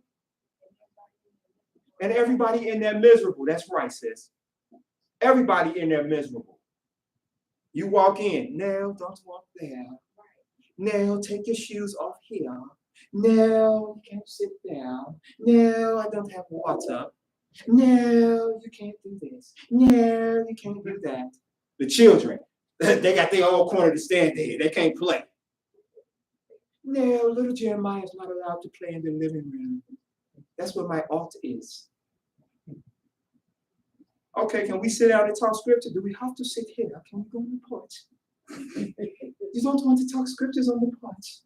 We can sit in those chairs specifically for sitting. These chairs are specifically for looking. My scripture chairs. Right, my scripture. Like, hey, but it's below zero outside. Bundle up. Bundle up. Right. The word of Yah will keep us warm. You'll be like, all right. But then you go to that house where you would assume they don't have nothing, but they got everything. Yahweh, you walk in, you be like, man, I don't mind taking my shoes off in here. Man, I don't mind sitting down on the floor. Here, give me that beanbag chair. I sit down in that bean, and it's peace. They don't got curtains, they got sheets up for curtains, but it's peace. The whole family be like, hold on, brother, I know you just got here, but we gonna pray. And you like, y'all do that? Y'all praying together? Children happy. Shalom, Brother Michael. Shalom, Sister Cindy. Shalom. Like everybody just happy. As opposed to you going to some houses, shalom, children. Or they don't speak to you at all. They don't speak to you at all. You be like, shalom. My children don't speak. I don't want them to slap and get spit on the carpet. They'll say, shalom, and I don't want to get spit on the carpet. You be like, what? But you go into a house where there's true wealth, and the wealth is not shown by monetary. That's the house you kick your feet off at. That's the house my wife would be like, man, boy, you got a home of your own. But like, I do. But I love being over here. My brother and my sister come with me. And then we all can enjoy in this. And then let's take that spirit home with us. You ever been around somebody happy and that get on you and you goofy? What the world would say is goofy. You understand? You probably don't argue with your wife in the car before, but when we get over here, don't you act? You get on my damn gone nerves. Every time we can't do nothing with it without you. And as soon as you get in the house, because of the peace that's in there, you find yourself arm around your wife, you're stroking her locks. If she got a weave, you're stroking her weave. And you just sitting there when you leave, y'all holding hands and joking in the car. The proud one may even apologize. Baby, I'm sorry. What was you arguing about? That's wealth. That's wealth. The monetary comes later. But when we think about giving wealth to our youth, it's not, I mean, it's monetary because you want to start your youth up, your son, especially if it's your firstborn son. You want to start them on the right foot when you pass. You want to give them something. But just passing down, if you don't have nothing to give monetarily, passing down peace. If you've ever had a piece of peace, how many of y'all have had a piece of peace? Don't it feel good? The euphoria. It's so euphoric. They're like, how do you know you got peace when you don't care what nobody think about you? When you don't care what nobody said about you? When you let somebody have their problem? You mad? I've tried to fix it. You don't want to be bothered with me? Hey, may y'all bless you. When you can pray for somebody that's done came at you crooked. You walk in a room and you be like, shalom, brother. And he just be like, man, whatever.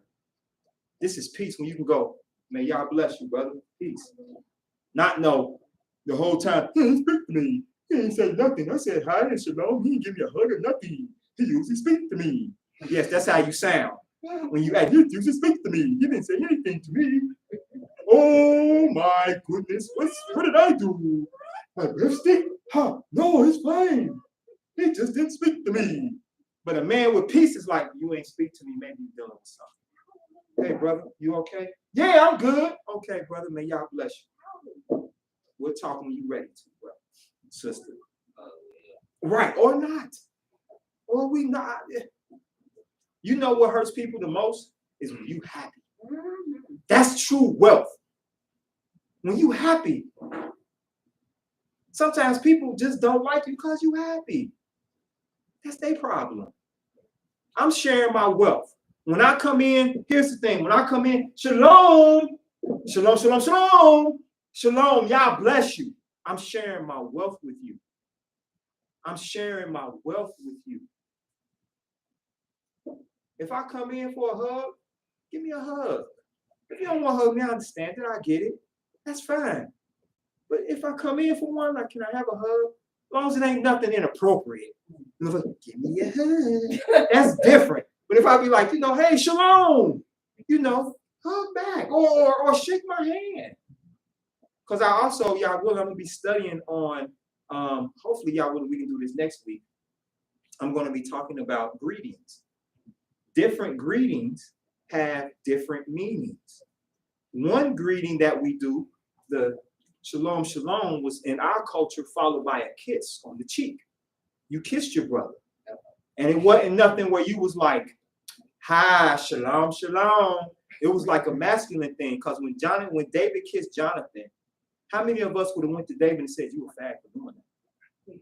How many of us, we wait till the person died and be like, man, that was some soft stuff he did.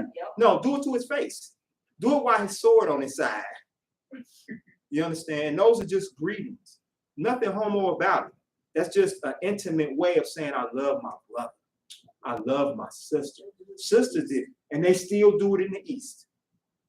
Now, in Islam, they do have, where the men walk down the street holding hands, and these are some, you would look at them and be like, these some strong Muslim men, but they walk down holding hands.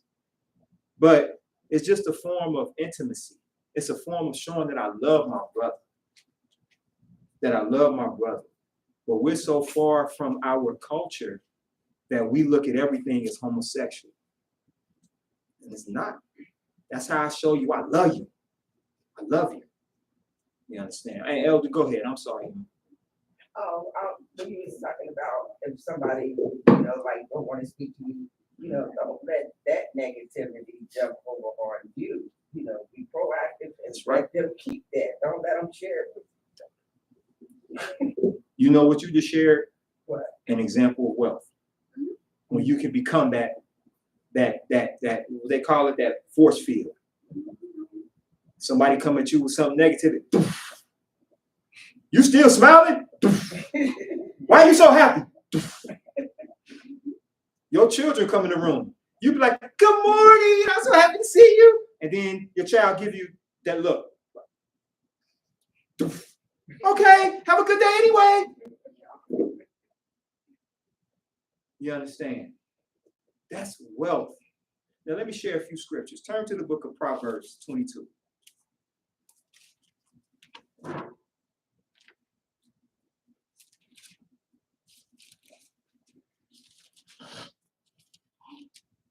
I love, yes, ma'am. Go ahead, sis. I just came across something. Can I read it real quick? Go ahead, sis. Yeah, what's that? It's from the Testament of Simeon, Okay. chapter 1. It says, for if a man flees to Yahweh, the evil spirit turns away from him and his mind is lightened. Hallelujah. Praise Yahweh. Hallelujah. I'm gonna tell you, I love that. Can you requote that again? Y'all want me to get up here, sis? I sure will. I plan on. I love just it. want to share that. I love that. When you were able to ward off somebody else's wicked mindset, and you can pray for somebody. It don't take much for me to have an attitude with you. It don't. But it takes a strong man to be like, I ain't gonna have no attitude with my brother, man, especially if it's something I can fix or it's fixable. Or my sister. You know what I'm saying? Because I'm gonna tell you, when it come down to it and they throw us all in the boat, all them differences gonna be out there in the water. Yeah. Let the bowl of food fall in my lap and you hungry. You ain't, I'm mad at you. No, we gonna come on, let's eat together. You understand? In the book of Proverbs 22 and verse 7, read 7, please. Proverbs 22, verse 7. The rich ruleth over the poor, and the borrower is servant to the lender. Now, when it's talking about ruling, when I looked at that verse, that's not necessarily saying oppressing, but you're always going to be an oar to that person. When it says that the rich ruleth over the poor, what that's dealing with is that, like say, in being an indentured servant to a rich man, you're always going to be in debt to me. If you don't have your own and you need something from me, we are constantly in debt. That's why, think about the creditors. How many of us have creditors? You guys are too young for that yet. But creditors, we work for them in a sense. You got to pay your rent. You got to pay your credit card bills. You got medical bills. You got to get your medicine. You got to get groceries. You understand? So, but when a man is rich, in the sense of dealing with monetary or wealthy, you kind of can write your own ticket in a sense. You can say, I'm taking off today. Ain't nothing like being wealthy enough spiritually first. Let me tell you, I was offered a job with the hospital. I don't have to work in the hospital. Y'all will not be doing appointments by y'all's will. The guy emailed me and said, hey, can you work on SAT day and SUN days? I typed in and said, no, I'm a Hebrew. I can't work on SAT days, but I can do SUN day. He hit me with an email saying, okay, well, let's set up an interview. It was like maybe a couple days later. I go in for the interview, and the guy said, what we're going to do is find you a place here that don't cause you to have to work on weekends or on SAT days. Because his department was the only one that does SAT days. I just said, no, I can't work on that day. Working for CRC, the t-shirts are mingled, some of them. The long sleeve t-shirts aren't.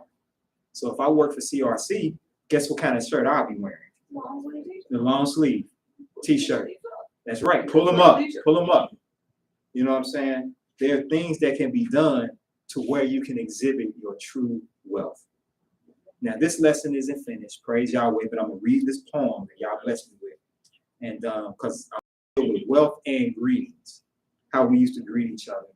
And but however, if there's something in particular you want me to teach on, that's anybody in here and listening, hit me up and let me know.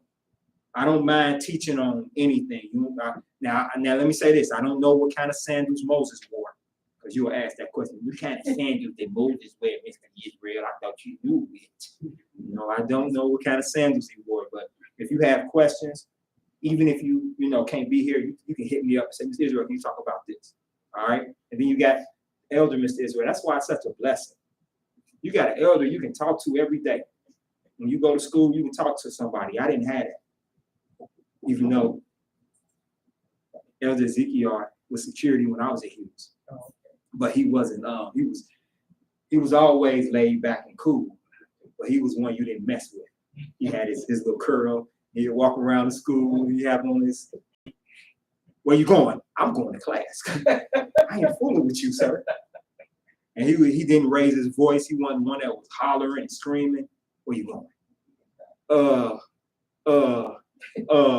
Class. No class that way. I remember taking class. Yes, sir. You understand? So praise Yahweh.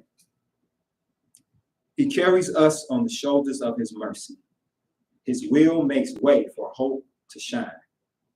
Broken souls are mended by his hands. The beauty of his glory shines bright through dark spaces. We are because he is. Praise Yahweh. Thank you for listening. Like I said, y'all willing, I want to finish this up with wealth and dealing with greetings, and we're going to deal with some other things too. Health will also, y'all willing, be one of the topics. Y'all willing, next week, we're going to talk about by his will. We're going to deal with health, wealth, and greetings. All right? Because I think that our diets, your diet does contribute to your spirit. It does. That's not a folk tale. That's the truth. You eat a lot of junk, that's what you produce. That's what you give out. When you eat good things, you give good out. You understand? Maybe that's why there's so many sick vegans. Because your diet is holistic. You got to change how you live and how you eat. Because if all I did was become a fruitarian and didn't walk with the Almighty, it's all for naught. I'm still going to not know how to deal with the stresses. That's why we got good examples of vegans in this class. I don't know about the other places, but I know in here we got great examples of where you were vegan and how how not only changing your diet is important, but your lifestyle. Praise Yahweh.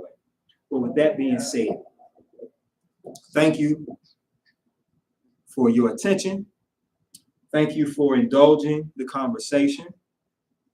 Like I said, if there's anything in particular you want me to teach on, please send it in because I like open forum conversations. I like talking scripture. I love talking scripture. So yeah, but without any further ado, it is my honor to bring up our next speaker.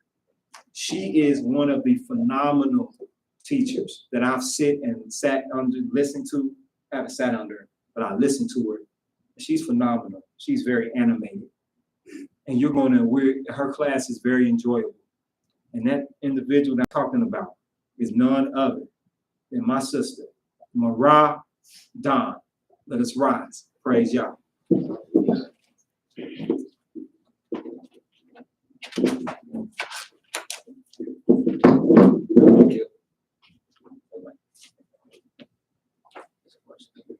What's the question for me? No, it's good. They want to know where we located. Okay, we'll give them the address. Give them the address. What's that? I'll give it to you to send straight to them. Let me give it to you now. Shabbat shalom, everybody. Shalom. Oh, that almost sounded alive. Right on. Y'all can sit down. Appreciate your regard. It's very nice. We have a Has, website. has everyone had a blessed week? You the only one? Oh man. Okay. Well,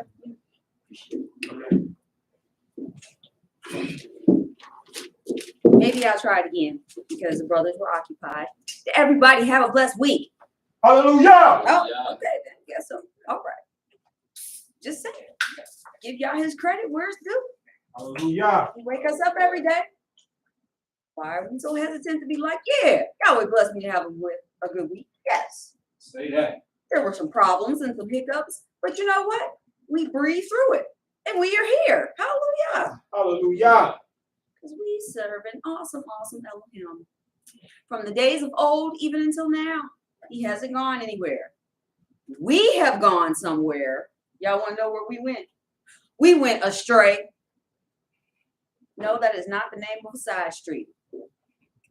We did everything that we're not supposed to do. Even though we told Yahweh we would do everything he told us to do. Lies we tell. Oh well. And now we're here doing what we do. What exactly are we doing? Anybody know what we're doing? We're living, we're breathing, we're dying. Some of us is praising the Most High Yah. Some of us not. True. Some of us is giving glory and praises to deities that can't save. Some of us know the Most High, yeah, we still walking around mad and upset about only Yahweh knows what. Some of us walking around with good spirits. We're happy, praising mighty Yahweh, giving thanks for the things that we have, giving thanks for the things that we don't have. Because guess what? If Yahweh wanted you to have it, you have it. Praise God. Praise God. We never look at it that way. We're always mad because we don't have. Maybe you don't need it. Maybe having that one thing that you're just so dead pressed to get would be the very thing that take you away from Yahweh. Maybe you should have it. All right, let's go to Psalm 115.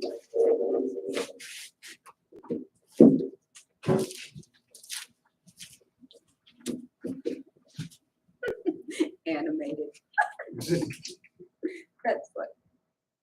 Yeah, I am a bit animated. I'm a happy, goofy woman. In Psalms 115, so her page is turning. I'll wait. All right, Psalm 115. Not unto us, O Yahweh, not unto us, but unto thy name give glory for thy mercy and for thy truth's sake. Pause. Did you all know that Yahweh's truth is different from most human truths? Wow. Yes, it's true. Yahweh's awesome. There is no discrepancy in Yahweh's truth. No hiccups. If somebody tells you something, they say it's the truth. But you look at it from another perspective and it's not true, then guess what? It's not the truth. That's just how they see it. Yahweh's truth is the truth, no matter how you look at it. It will be consistently seen the same way because Yahweh made it. There's no imperfection in it. Verse 2. Wherefore should the heathen say, where is now their Elohim? But our Elohim is in the heavens. He has done whatever he has pleased. Their idols are silver and gold, the work of men's hands. They have mouths, but they speak not. Eyes have they, but they see not. They have ears, but they hear not. Noses have they, but they smell not. They have hands, but they handle not. Feet have they, but they walk not. Neither speak they through their throat. They that make them are like unto them. So is everyone that trusteth in them. I just want to pause for a moment because that was very, very clear in how these people make statues. They make idols. They have all of the features of someone that Yahweh created, but they can't do any of the things that Yahweh created. All the statues have a face, hang it up on a wall, on a cross. If he was really a deity, riddle me this. Why he's still hanging up there on the wall on the cross? Wouldn't he get down, walk down, and save himself? The Most High ain't got the power to help him not suffer or be in pain anymore. But we see that as like the ultimate sacrifice. Oh, he gave his life for us. He suffered for us. Really? Are you willing to go nail your hands to a wall and suffer for somebody? And say, that's how I express my love to you. I'm going to nail my hands to this wall so you can see how much I love you. Who is willing to do that? I don't want somebody to do that for me. If that is how you show me your love, I'm sorry. You need to be in a room with your arms like this. And there should be padding on a wall. Because that's not normal, natural love. That's right. Someone needs to talk to you. And you need to give them responses to help get you out of that mindset. Because that's not normal. It's not natural love. Verse 9. O Israel, trust thou in Yahweh. He is their help, and their shield. Brother Michael earlier was talking about having a force field. You use a shield like a force field. So if Yahweh is our help and our shield, how come we ain't got our shields up? You know Yahweh is a weapon, right? We don't know? We don't want to understand? Okay, try this. The very next time somebody says something crazy to you, Yahweh is that shield. There you go. Yahweh is righteous. You have a blessed day. You hit them with the exact opposite energy that they've given you in Yahweh. I promise you, they will not be around for long. And I don't mean that in terms of something bad happening to them, because that would be between them and Yahweh. But what I mean is them and that spirit of, it is not going to be long. It's not going to be around you for very long, because the two spirits cannot coexist. Righteousness always prevails, but we use that as like our backup attack. Initially, we want to come with us. Who do you think you're talking to? I ain't never like her, no way. We don't never lead with, ooh, what does Yahweh think about this? Yahweh. Yeah. Yahweh is our shield. He is our help. When we need help, do we call Yahweh? Yahweh, I need your help. Yahweh, can you please help me? Yahweh, necesito ayuda. It translates into other languages. It's okay. Huh? No, what language was that? Spanish. Oh. It translates. Yahweh hasn't forsaken us or just relegated himself to one thing. We put limits on Yahweh. Yahweh is limitless. He can help you wherever you are. He is the person that we need to be looking to for help. Verse 10, O house of Aaron, trust in Yahweh. He is their help and their shield. Ye that fear Yahweh, trust in Yahweh. He is their help and their shield. He said it 3 times now. That was for emphasis. Not that someone couldn't hear. It's to say that Yahweh is so dope that he is your help and your shield. That is who you go to when you need help. You notice how they didn't limit it to a particular type of help? Just says help. You stranded downtown at a bus stop. Yahweh, help me. You stuck in the garage. Yahweh, help me. You in a tree. Yahweh, help me. I'm not saying these things to be facetious. I'm just saying Yahweh can help us. You don't understand which direction you need to move in. Yahweh, what is it that you want me to do? Now, also, please know that you may not get an answer immediately, because that's not how Yahweh works. If Yahweh sees fit to do that, then that's what'll happen. But if you gotta wait.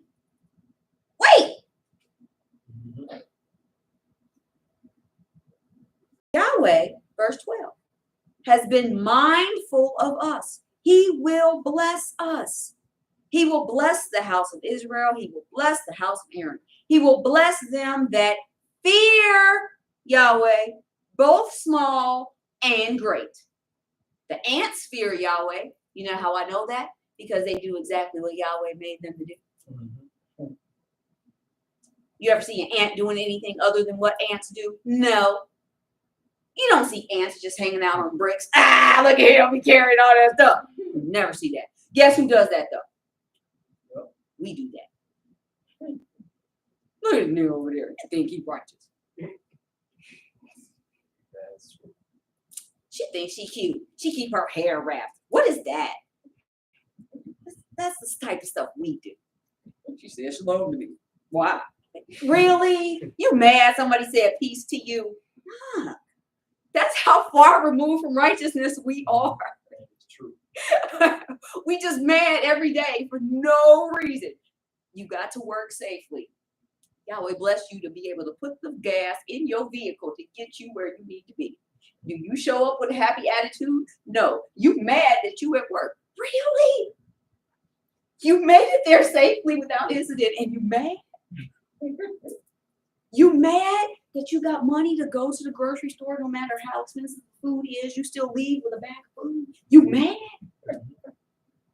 You mad because you woke up. Oh my gosh. You slept through the night. Something, in most instances, you cannot control. You went to sleep. You opened your eyes.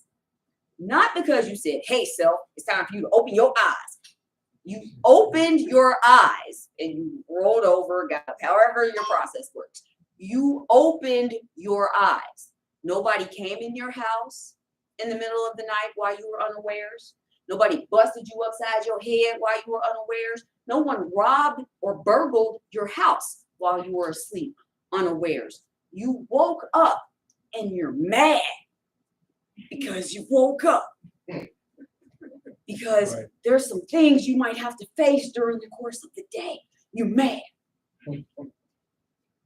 Yahweh let you have all of your arms and your feet, your mouth. You can see, you can talk, you can taste, you can reach out and touch stuff. You mad that you can use all of those things to get to where you need to go safely. And you mad. You mad because Charlie came to your cubicle and said, Miss Israel, I need you to file these papers and I need you to make these copies. I need it on my desk by 3 p.m. You mad. Who we think he talking to? Slavery is over. You mad. Somebody asked you to sweep the bathroom because the customer made a mess in there. You mad. I got to clean up after people. This ain't my job. You mad all the time. All the time. We ain't on nobody's plantation getting cracked with a whip. That's right. We're not picking cotton. Do you know what it's like to pick cotton? I don't, but I've heard it's very unpleasant. There are thorns on those plants. I don't know if any of you have ever been pricked by thorns, but I got rose bushes in my yard, and thorns hurt. It only takes one little tiny one. Now imagine it happening multiple times throughout the course of the day, because you picking cotton, not so that you can go and make cloth to further your business. You're doing that as the property of someone else. Someone else is profiting off of your energy, your effort, your exertion, your fatigue. Someone else is making money off of that. And you can't be like, no, I don't want to. You have to. Without the luxury of the cup of coffee we take for granted in the morning. Without the luxury of saying, do I want bagels or do I want toast for breakfast? Do I want eggs? I want sausage. Oh, I think I want to have cantaloupe for breakfast. I'm on a diet. I'm watching my weight. Oh my gosh, I can't fit into my shorts. None of that applied. We had to go because we were forced to go. And all of that aside, we still show up every day mad that we are there. That's good. Verse 14. Yahweh shall increase you more and more, you and your children. You are blessed of Yahweh, which made heaven and earth. Do we really believe that we are blessed? One day I was at work. The store hadn't been open that long, and this woman came in, and she was just as happy as she could be. And she was a Christian to her core. She asked me how I was doing. I said, I'm well, thank you. How are you? She said, I'm blessed. And you're blessed too. I said, yes, ma'am. Hallelujah. And she was in the store. I don't know what made her come in the store. She didn't buy a thing. She talked to me the entire time. I tried to help her find some stuff. None of it worked out. And then she went on this thing to where she started giving praise to her deity. And I said, yes, Yahweh is righteous. I'm not going to argue with you. And you can praise your deity all you want. But guess what? I have a deity that I serve. His name is Yahweh. He's the creator of all things. And I'm not going to go back and forth with you trying to prove whose creator is better. I know Yahweh is greater. So all I need to say is Yahweh is righteous. She talked to me a few minutes more and she went on about her way.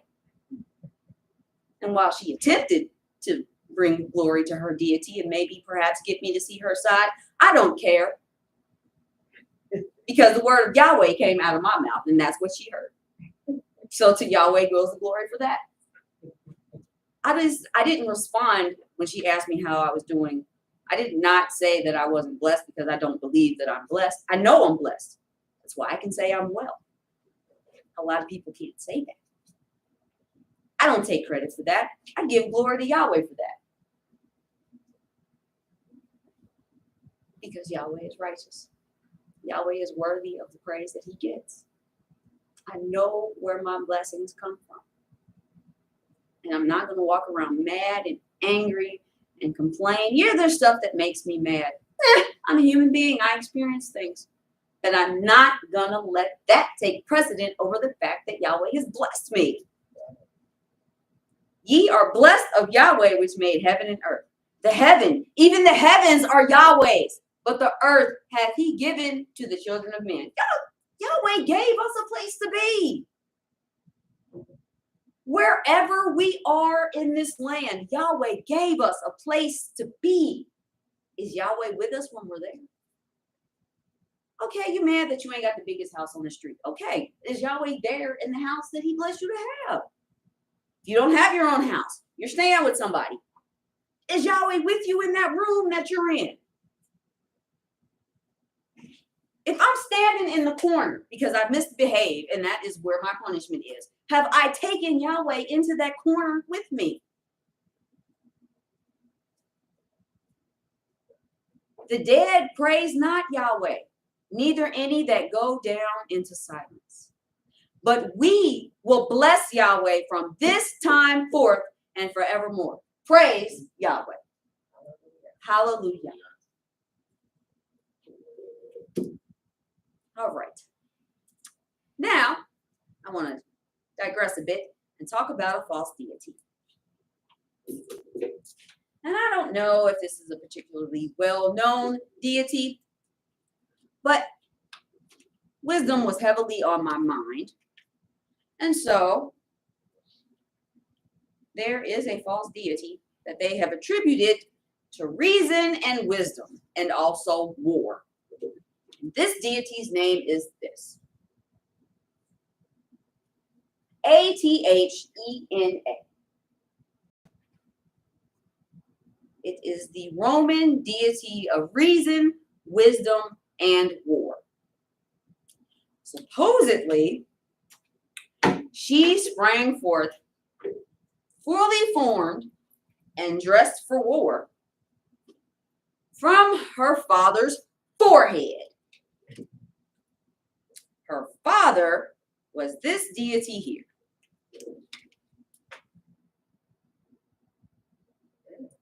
See how much trouble arises out of the names of these deities? They just keep going and going and popping out of the foreheads. They're having children with all these other deities. It's a whole thing. And at first, when I started learning about it, it was for entertainment. It was almost like reading a comic book. It's hilarious, the things that these deities do. But now that I'm older, I see that while it is comical, it is also very disrespectful to the Elohim that I serve. So try to be mindful not to use the names of these deities. This deity has a temple in Athens, Greece, called the Parthenon. She's depicted as a stately woman armed with a shield and a spear, and wears a long robe, a crested helm, and a snake-trimmed cape that's adorned with the monstrous visage of a gorgon. It's a monster named this. And this monster, it was at one time so pretty, but she got cursed for insulting another deity.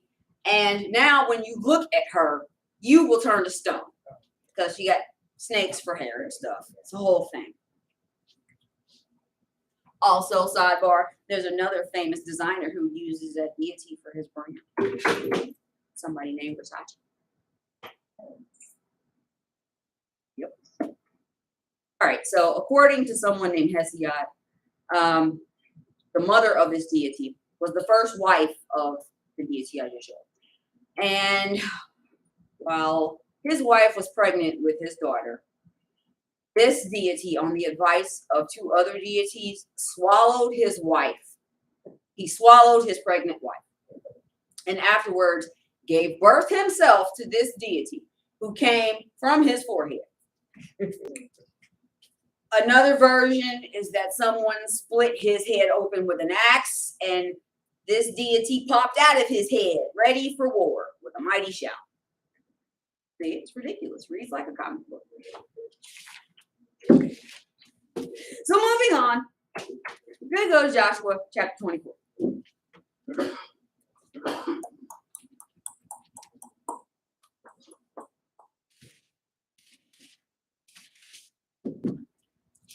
Ooh, sidebar, bit of a testimony. Okay, so the other day, I took my children to the movies, and we went to go see this movie because I too am a fan of a particular comic book brand.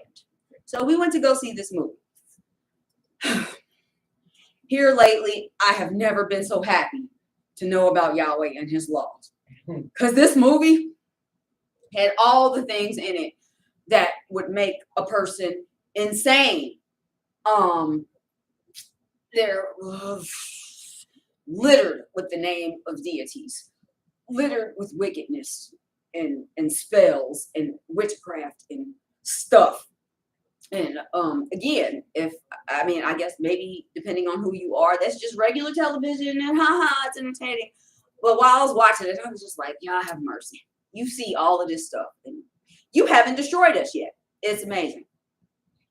So I say that to say, never forget about Yahweh, no matter where you are, because literally it's an assault on the senses. And if you don't have Yahweh up here, you're going to fall short and fall victim to all the varying ways that wickedness can get inside and change you and get you to break his laws. Okay. Hallelujah. Joshua chapter 24. All right. And this is why. Verse 14. Now therefore, fear Yahweh and serve him in sincerity and truth. Okay. Hootie. No, Zuri. What does it mean to be sincere? Caring, loving. It's an interesting perspective. Hootie, what do you think? Kind, respectful. Okay. Elijah, what do you think? What does it mean to be sincere? Nice. Knowledge, what does it mean to be sincere?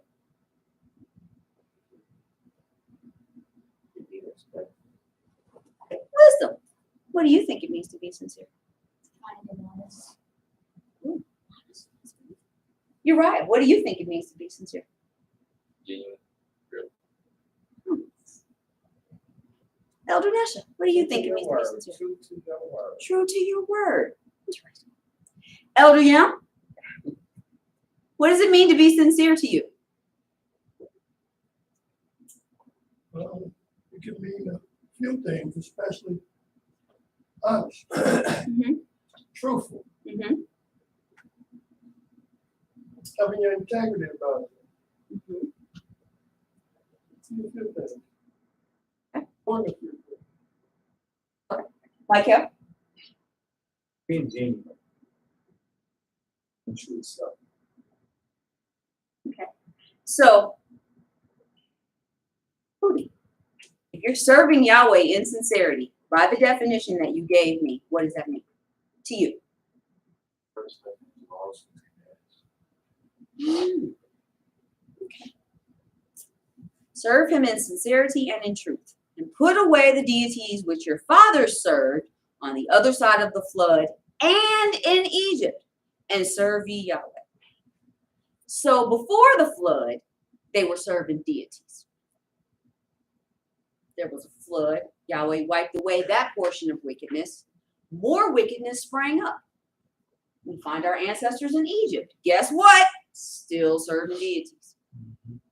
Egypt has passed. Our ancestors have passed. We've come across another body of water. We're over here. We are still serving deities. Still serving deities. Even though Yahweh admonished us to put them away. Verse 15.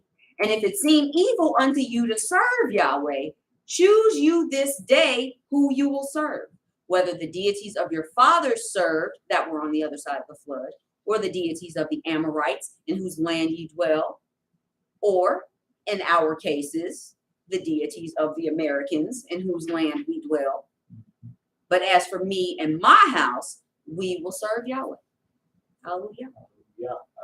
We all, every single day, have a choice to make, whether we're going to serve Yahweh or we're going to serve the deities of the land that we occupy. And you don't have to just bow down to them to serve them. You don't have to look at them in awe and amazement to serve them. We can serve other deities as quickly as we break one of Yahweh's laws, because we're not keeping Yahweh's law to the letter. Elijah, you have a question? Yes, what if it's like a deity that, like, say if it's a word some people use commonly, right? Mm-hmm. And you just keep saying it, like, you just saying it. Can you speak up, please? Say like, you just keep saying that word, and you keep saying sorry, Mm-hmm. keep saying sorry, then you must not be sorry because you keep saying it. Exactly. So should I say sorry anyways, or should I just get rid of that and then say something? Both. Because in saying sorry, you're acknowledging that you're doing something wrong. One of the first things that Yahweh requires us to turn away from wickedness is admitting that we're doing wicked. You're acknowledging that you're doing something that Yahweh takes great displeasure in, and you're apologizing for it. For whatever your reasons are, you continue to do it. You are the only person who knows, well, besides Yahweh, you're the only person who knows why you keep saying this particular word. So, as we read in Psalms, ask Yahweh for help so that you can stop saying this word that he finds offensive, so that you're not giving power to this other deity. Ask for help.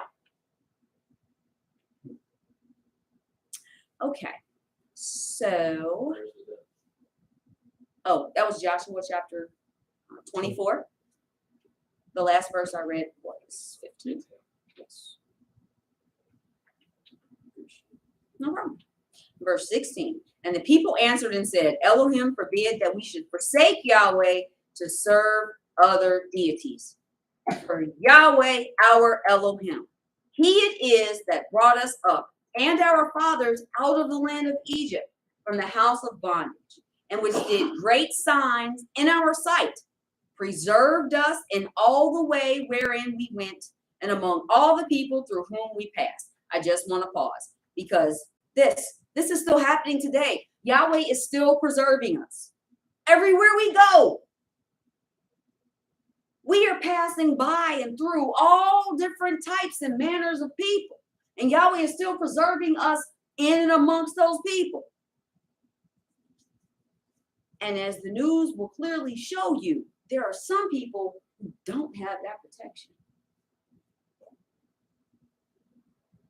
or in whom is, Yahweh said their time is up and they're gone. They aren't here anymore. We have been blessed to have another day to form the word Yahweh in our mouths. But we spend much of our days not praising Yahweh, but bringing great disrespect and dishonor to his name through all the other things that we say. And the multitude of words is our wickedness. Instead of letting our words be few in glorification of our Elohim. How many of us lead a conversation by first saying a prayer, saying, Yahweh, please guide the words of my mouth, so that they do not disrespect you? We might. If it's something really, really important, we want Yahweh to bless us in, but it's a general conversation, passing by people. Letting Yahweh guide that conversation. We just speaking because we got something we want to say. Because we can form words in our brain into our mouths, and out it goes. Does that bring glory to Yahweh, or does it make us look a particular way? Is there all day long, like bubbles? And then we get mad when somebody pop our bubble. Where did you? Okay. Need to calm all that down, ma'am. It's not that serious. You're not that important. Tell somebody they're not that important and watch what happens. Oh my gosh. How dare you attack my self-esteem? Who do you think you are? You'll be crushed for the entire day. Our whole week will be ruined.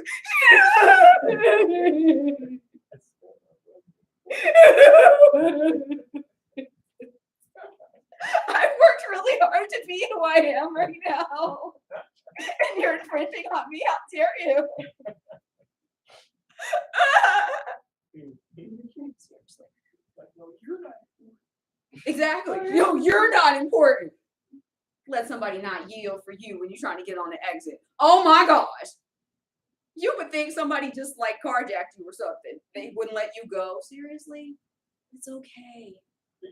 The 3 seconds that cost you, you'll probably make up in the speeding that you do trying to get to where you're going. It's okay. Sheesh. Seriously, we worship ourselves so much.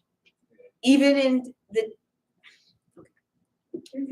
I'm sorry. I've spent the whole week absorbing things, trying to figure out how to bring glory to Yahweh through just being ridiculous and figuring myself out. It's a lot, and sometimes it just. So I'm sorry if it comes across as difficult to follow. I have a lot. I'm sorry. In Judges chapter 2, I'd like to start reading at verse 11. Because again, our ancestry has managed to make our Elohim upset through the worship of other deities. Because for some reason, no matter where we go, we want to pick up on the ways of other people. Oh my gosh, have you seen the deity of the Amorites? Their deity has a statue. Their statue is impeccable. So nice to behold. They have a whole house dedicated. And do you see how they dress when they go to worship their deity? Oh my gosh, we really got to get some of that. But their clothes are mingled. Who cares? Have you seen them? They're gorgeous. And they don't have to worry about wearing fringes on the corners of their garments. No, anything goes there. It's wonderful. So that's what we do. We pick up on the ways of the other nations and we act like they're so great, something we need to hold on to. We forget every time how much trouble that we get into doing what other nations do. It's true. We always want to be latest. Yeah, we're top fashion. Yeah, forsaking everything that Yahweh told us to do. We're not supposed to be like them. Right. But they want to make it seem cool. You want to be like us. No, I don't. No, thanks. Keep that. It's not for me. Everything that's out there isn't for us. It's not. Even though they make it look really good, they'll show commercials to make it seem really appealing. They'll put it in movies and make you really, really want it. Don't believe the hype. Yeah, it was a good song, but you need to pay attention. Don't believe the hype. He's trying to tell you something. Don't believe the hype. Never forget it. Don't believe the hype, Elijah. Hootie and Zuri, don't believe the hype.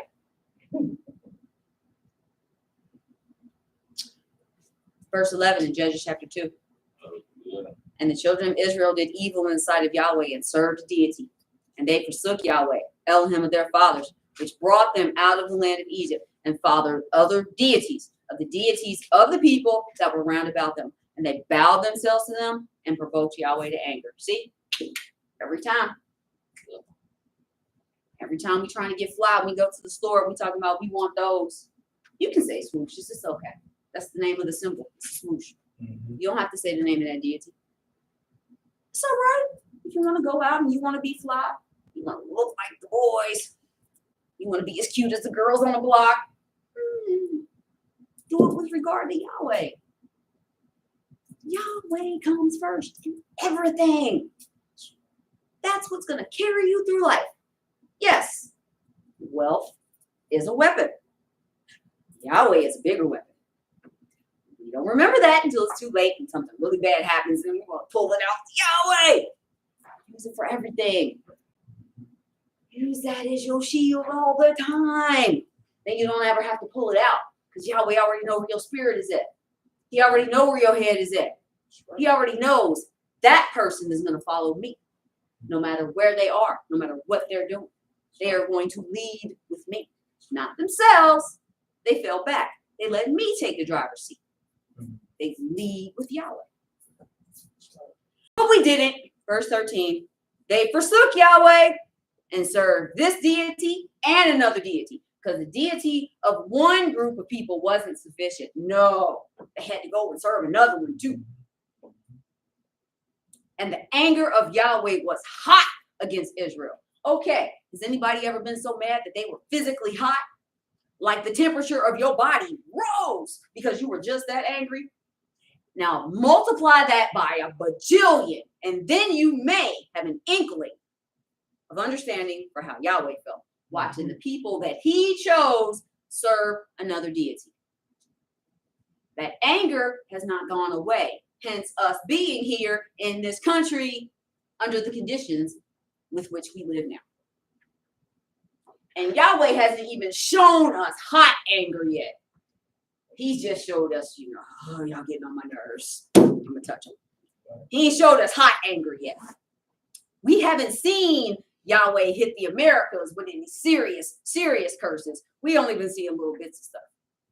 Can you imagine Yahweh moving through the land, taking the firstborn of the Americans? They have hotlines and Red Cross services and things for tornadoes in certain pockets of this country. Can you imagine Yahweh moving through the entire country? Everybody gets it for breaking Yahweh's laws. We can't conceive of that because we are in America and Americans can. Yeah, okay. Yeah. Right. Your melting pot gonna get tipped over. Y'all gonna have to get your tongues burned on what's in there. Boy, y'all don't understand. The anger of Yahweh was hot against Israel, and he delivered them into the hands of spoilers that spoiled them, and he sold them into the hands of their enemies round about, so that they could not any longer stand before their enemies. We can't stand before our enemies. One police person comes into a neighborhood of 500 Negroes, and you know what happens? All the Negroes bow down and back up with their phones with this one policeman who shows up to establish law and order. We'll talk a good game. We'll hide our hands to hide the hand that threw the stones at the policeman. We won't do it in his face. We'll talk stuff from way across the street behind grandma's bushes. Then when he called for backup, everybody get back and they go on their porch. Still got their phones, but they ain't gonna stand there and talk stuff. Because they don't want to go to jail. Sorry about Tyrone, but I don't want to go where you go. That is the type of fear that Yahweh gave our enemies over us, because we like to call on the name of deities, but we don't like to call on the name of Yahweh. Did you want to say something? Yes, sir. Talk loud. Yes, sir. Project. Like, I wonder if it's a deity in this book, like you said most of the Yeah, we just read through 2. They left the names in there on purpose to get us to break Yahweh's law. Because when we wholeheartedly as a nation start to serve Yahweh, you know what happens to them? They fall and they can be defeated. They don't want that. So in order to keep that from happening, you got to keep us breaking Yahweh's laws. You got to break that connection that we have with the Most High so that they can prosper. That's purposeful. So when you go to the movies and you see the latest Marvel movie where they throw the name of a deity around the entire time, in our ignorance, we will say it because we don't read often. We don't pay attention. We don't study the things. So we'll just be saying that, blah, blah, blah, blah, blah, blah, blah. We're breaking our connection with the Most High God. Imagine it this way. Let me see. Okay, let's say Yahweh is the phone company. What's that? In order to maintain service with the phone company, what do? You pay your bill. How do we pay our bill to Yahweh? Keeping the commandments. Now, what happens when you don't pay your bill? You no longer have a connection. Every time we break one of Yahweh's commandments, we are breaking our connection with Yah.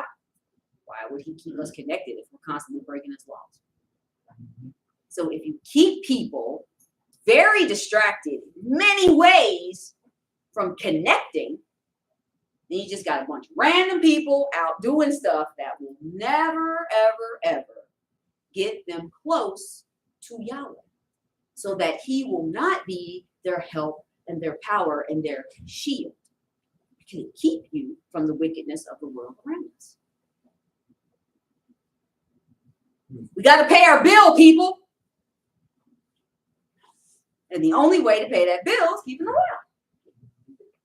And it doesn't just happen on the Sabbath day. We need to do it every single day, no matter where we are. If you're sitting on the sidewalk, pay your bill. If you're in your house by yourself, pay your bill. You're sitting on the side of the bed mad because life is just overtaking you, pay your bill. Praise the mighty Yahweh. Talk to Yahweh and see how long you're going to be angry. You're mad that the world has befallen you and you've made such terrible decisions, and now you're reaping what you have sown in the world, and it doesn't feel great. You don't like it. Talk to Yahweh. It's important to make good decisions, because if you don't, you get to bear the results of those decisions. Don't be mad when it comes back. You made that decision. Now, I don't know under what circumstances you made your decisions. That would be between you and Yahweh. But talk to Yahweh. Pay your bill. Maybe he will ease some of that burden for you. Maybe he'll give you another way to approach it so that you can ease the burden of that problem. Yahweh can do anything. We can do about this much, but we play it like it's this. And we can't even do that much, but we make it seem that way. We make ourselves seem like giants amongst men. We're midgets. I'm sorry if that wasn't a politically correct term for describing small people, but that is the point of what I was trying to say. The viewpoints expressed herein are those of me alone and not representative of the house of Yehuda as a whole. We got to pay our bills, people. Because right now we are in danger of disconnection. Now, when we got our physical phones and they about to be disconnected, we freak out. We get our mad hustle grind on trying to get the money so that we can pay that bill. Do we ever get a mad hustle grind on for y'all? Have you ever told someone you can't attend their event because got my hustle on for Yahweh? Grinding for Yah, I ain't got time, I can't do it. Nope. But we'll do it to pay Verizon. We'll do it to pay our rent. We'll do it to put gas in that big giant SUV that we really don't need, but it look good when we pull up though. Look at people hating. We live for people to hate on us. We act like it's the greatest thing ever. How come we don't want wickedness to hate us? How can we never walk into a spot like, yo, I'm going to have so much righteousness, the wicked going to hate it. Oh my gosh. You'll be having haters all day. The wicked go squirm when they see me. We'll never do that. But we will go and we will buy some stuff to put on that people will see us in. And the reaction that we get from those people makes us feel so great that we want to continue to do that all the time. But we never do that for righteousness. We'll never get a pair of fringes and be like, oh my gosh, when people see my fringes, they gonna see the Most High Yah. It's gonna be the greatest thing ever. I gotta bought some fringes. You don't match my outfit. Oh gosh. See what I'm saying? You don't have the same exuberance for it. Vanity. That's our thing. We like vanity. Things that are useless. That's what we'll lead with. Lead with vanity. When you walk into a room, you want people to look at you, not for your righteousness, but because you have on such goodly apparel. Because your hair is done a certain way. Because your nails, oh my gosh, you're going to kill them with these nails. They got tips that click. Oh my gosh. Look how I catch the light. Ah. When you see my J's, oh my gosh. Oh, they're going to be so mad. Seriously? You can't wear them Jordans to get closer to the Most High God? It's not going to get you any closer. Now, certainly, if Yahweh blesses you to have these things, by all means do so. But it's Yahweh that comes first. It's our righteousness that makes us beautiful. It's our righteousness that makes us dope. It's the righteousness that makes us go into a room and have those people take notice. Not of you, fool, of Yahweh. Not because you have on an impeccably tailored suit with shoes that coordinate so becomingly. You look very, very distinguished. Yeah, that's nice. When Daniel went into the king's court, it wasn't, ooh, look at Daniel, he's fine. King put that chain on him. Oh my gosh, girl. Oh! Not that. He led with righteousness. Yahweh was with him. That is what made him beautiful. When David came back from war, yes, he was a bad man. He had a lot of wives. Apparently, he wasn't too shabby to look at. But it was the righteousness of Yahweh that was with him that made him attractive and appealing. That was the light that showed. When one of his wives got mad at him for dancing, she was looking at it through perverse eyes. She was being vain. I don't want all these women looking at my husband. Why is you out there dancing in front of all of these people? It's not it. She was being carnal. He was dancing for righteousness. He was happy because Yahweh blessed the entire nation of Israel through him. He didn't think he was a bad man. I mean, I'm sure to a certain extent, he knew what he was blessed with. I'm sure he knew. But he led with Yahweh. Yahweh was his joy. Yahweh made his feet move. Yahweh's righteousness was the song playing on his radio and made him want to dance.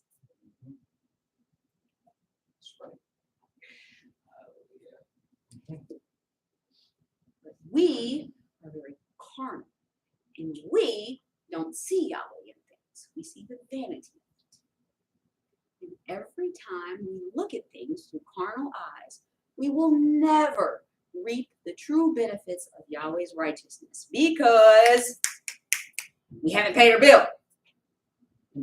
We're using up our anytime minutes on foolishness instead of righteousness.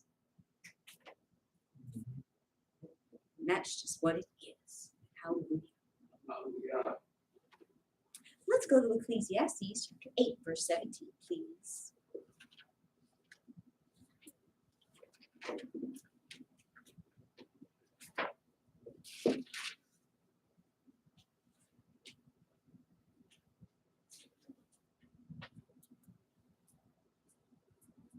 Ecclesiastes 8:17. Then I beheld all the work of Elohim, that a man cannot find out the work that is done under the sun. Because though a man labor to seek it out, yet he shall not find it. Yea, further, though a wise man think to know it, yet shall he not be able to find it. We always try to seek out things. The witty inventions of man. Ooh, what is that? How does that work? Why does it work? If Yahweh made it, Yahweh let us use it, why does it not suffice us that Yahweh just gave it to us to use instead of trying to figure out how it works and be like him? Let me put it in terms we can all understand more easily. Yahweh is our shield. right? Mhm. Oh, wait a minute. Let me try that again. Yahweh is our shield, right? Right. I mean, ultimately, if y'all don't believe it, it's between y'all and the Most High. But I'm just saying, you should be a little bit more excited. I mean, Yahweh blessed you to know who He is. Say it with your chest. That's right. Yahweh is our shield, right? Hallelujah. He is our shield. All right, Hallelujah. okay. All right. I was trying to be subdued, but I can be loud. I mean, I'm saying, we talking about the Most High God. Hallelujah. Hallelujah. You just open the gate. Well, hallelujah. Let the Hallelujah. righteousness run in and out of the gates. Hallelujah. Praise God. Okay, so Yahweh gave us righteousness and He is our shield. Okay.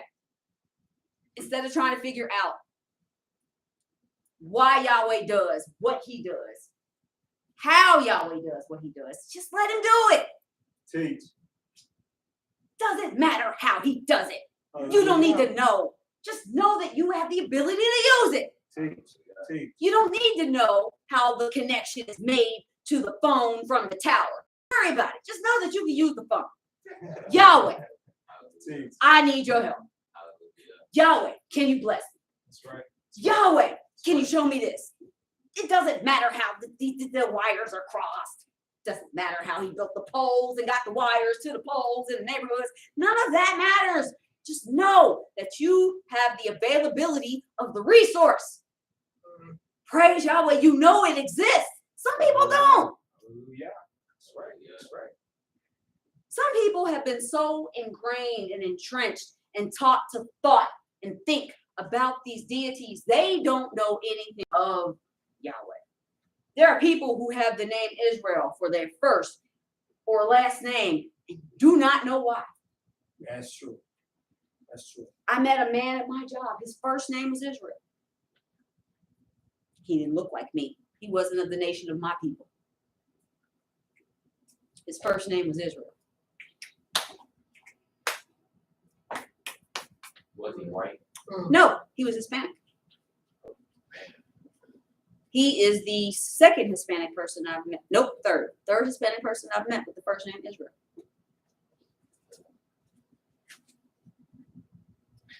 I don't know what they talk about when they go to worship, wherever they go, someplace to worship. I don't know. But I know who my Elohim is. I know what my Elohim is capable of. And I am grateful for that connection. Hallelujah. Hallelujah. I am truly grateful for that connection. Let's go to 2 Chronicles chapter 32. Because there are some people in our ancestry who did not pay their bill. And they knew about the plan. Yeah, somebody came and briefed them all about the benefits of having this particular phone. They didn't pay no attention. And so I got a better idea.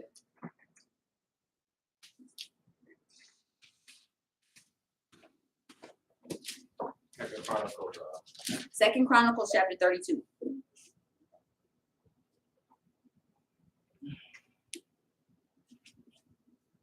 Nope, I'm sorry.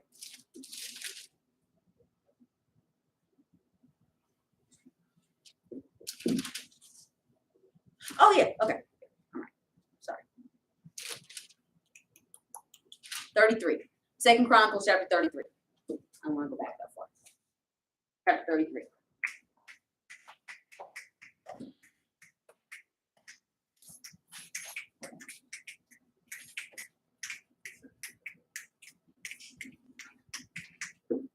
So, Zedekiah, 2 Chronicles chapter 33. Manasseh, 12 years old when he began to reign. And he reigned 50 and 5 years in Jerusalem. I just want to ask a question. Sister Nesha, when you were 12 years old, would you say you were capable of running a country? No, absolutely not. Okay. And do such a good job that you would be able to reign in that country for 55 years? Probably till you get past the first day. Okay. Verse 2. But did that which was evil in the sight of Yahweh, like unto the abominations of the heathen, whom Yahweh had cast out before the children of Israel. For he built again I'm sorry. Again, as in someone built them, they were destroyed. He rebuilt them. He built again the high places which Hezekiah, his father, had broken down. And he reared up altars for the deity and made groves and worshipped all the hosts of heaven and served them. Oh, see, verse 4. Also, he built altars in the house of Yahweh, whereof Yahweh had said, in Jerusalem shall my name be forever. See, this is the type of stuff that I'm talking about. Our ancestors was so disrespectful that not only did they build altars and groves. A grove is an area outside where they have a bunch of trees planted in a specific orientation for a deity. So not only did he build altars and whole outdoor places of worship for this deity, he was so disrespectful, he put altars to this deity inside of Yahweh's house. Now let me put this in human perspective. Michael, how would you like it if, Yah forbid, someone that you love in your house started calling somebody else Poppy? What would be your response? I don't want to incriminate myself, so Speak wisely. Wisdom is a principal thing. so. Oh, y'all wait for me to give the answer. Yes. I'm trying to put it in human perspective. I would have a problem. Say what? I would have a problem to the Oh, you'd point have of a destructive. It'd be a Oh. destructive A problem. destructive problem. Yahweh has taken on years and years and decades and millennia of disrespect from people that he chose to be his. And yet, even today, right now, on this day, we can stand here and talk about it. Now, he just said, this human over here in his one house with his one family said that if someone were to come into his house calling somebody else Poppy, it'd be a problem. He'd be ready to destroy some stuff. He's one person. Yahweh has not wiped us out at all. But again, we still walk around with total audacity to disrespect not only ourselves, but each other and the Most High. Yeah. Verse 5. And he built altars for all the hosts of heaven and the two courts of the house of Yahweh.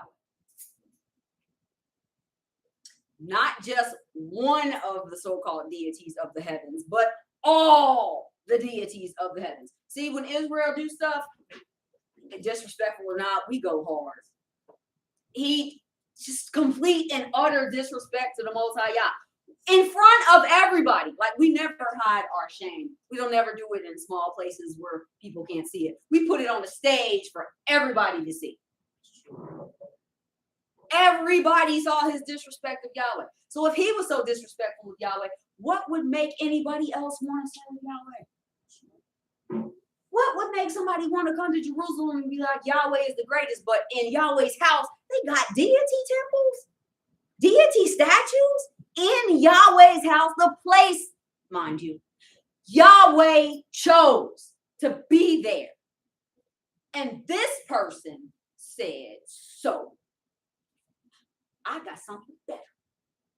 My phone plan is better than that plan that they had. Let me show y'all how it works. That is the equivalent of walking down the street with your behind hanging out of your jeans. Yes, Israel, I'm talking to y'all. We be ASS out everywhere we go. Throughout history, even until now. No shame, no regard for Yahweh. And we just don't care. We act like it's the thing to do. Look at my jeans. Ignore the fact that your behind is hanging out of them. Look at my jeans. Ignore the fact that I don't have enough self-esteem to use the designer belt that I'm wearing to hold my jeans up. Ignore that. Look at my belt and my jeans. It's great, ain't it? It's dope. My belt costs $1,000 and my jeans cost $800, but I don't have enough self-esteem to keep it up on my waist. I want it to sag and hang down because that's what the cool people are doing. That's what we do to Yahweh every single day. It doesn't matter that Yahweh has blessed me to see this day. I'm going to use this day to forsake every law that I know about Yahweh because I can. Verse 6. And he caused his children to pass through the fire in the valley, the son of Hinnom. Also, he observed times, he used enchantments and used witchcraft and dealt with familiar spirit and with wizards. He wrought much evil in the sight of Yahweh to provoke him to anger. Sidebar, that movie I went to go see summed up in verse 6. All of that. 2.5 hours or however long that movie was of entertainment. Just this verse. Now imagine he was doing that every day in the place where Yahweh chose to put his name there.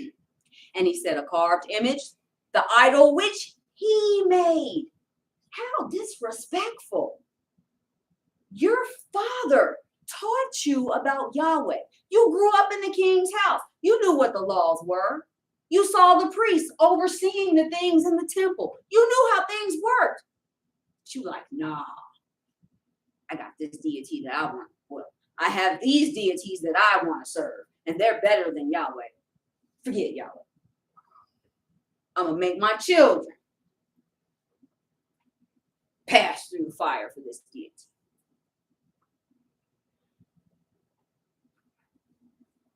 I'm going to make an image of a deity. Absolute power can corrupt absolute.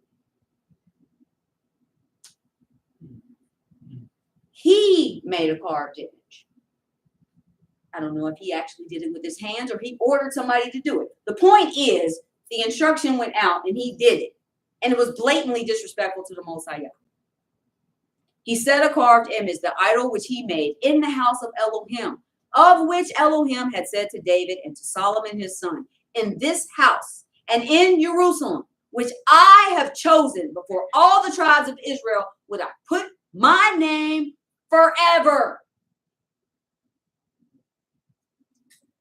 Neither will I anymore remove the foot of Israel from out of the land which I have appointed for your fathers, so that they will take heed to do all that I have commanded them, according to the whole law and the statutes and the ordinances by the hand of Moses. So Manasseh made Judah and the inhabitants of Jerusalem to err and to do worse than the heathen whom Yahweh had destroyed before the children of Israel. There you have it, people. Israel as a nation. We go big or go not go home. We do everything to the utmost power of infinity in disrespect of the Most High Yah and the forsaking of his laws. But we'll stand up every day and we complain about why things are going wrong in our lives. We walk around mad and angry and confused because we don't have the spirit of the Most High. We have the spirit of all of this. So you want to know why people are walking around looking angry? They don't have their shield. We have our shields. When you put your fringes on, shield activated. When you decide that you're not going to say the name of the deity, whether it's in fashion or not, your connection is secure. You can make calls. But if you forsake any of that, your shields are down, you ain't got no connection, you just at the behest of floating around in Babylon, subject to any and everything that's coming at you. And trust and believe there's going to be some stuff coming at you. But without Yahweh, you can't deflect it. You won't have the wisdom to understand what it is and so act accordingly. And we will be just like our neighbors out here on the street, floating any which way, doing any old kind of thing without any type of shame or embarrassment. Because we now have confusion of face for forsaking our Elohim.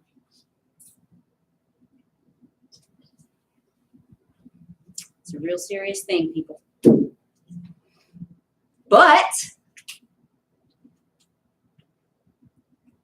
verse 10, and Yahweh spoke to Manasseh and to his people, but they would not hearken. Wherefore Yahweh brought upon them captains of the hosts of the king of Assyria, which took Manasseh among the thorns, bound him with fetters, and carried him to Babylon. And when he was in affliction, he besought Yahweh his Elohim, and humbled himself greatly before the Elohim of his fathers. He's getting his connection established. He pulls up his phone.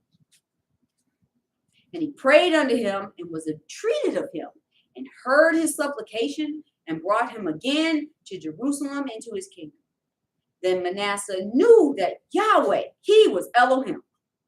Now after this, he built a wall outside the city of David on the west side of Gihon in the valley, even to the entering in at the fish gate, and compassed about Ophel, and raised it up a very great height, and put captains of war in all the fenced cities of Yehudah. And he took away the strange deities and the idol out of the house of Yahweh, and all the altars that he had built in the mount of the house of Yahweh and in Jerusalem, and cast them out of the city.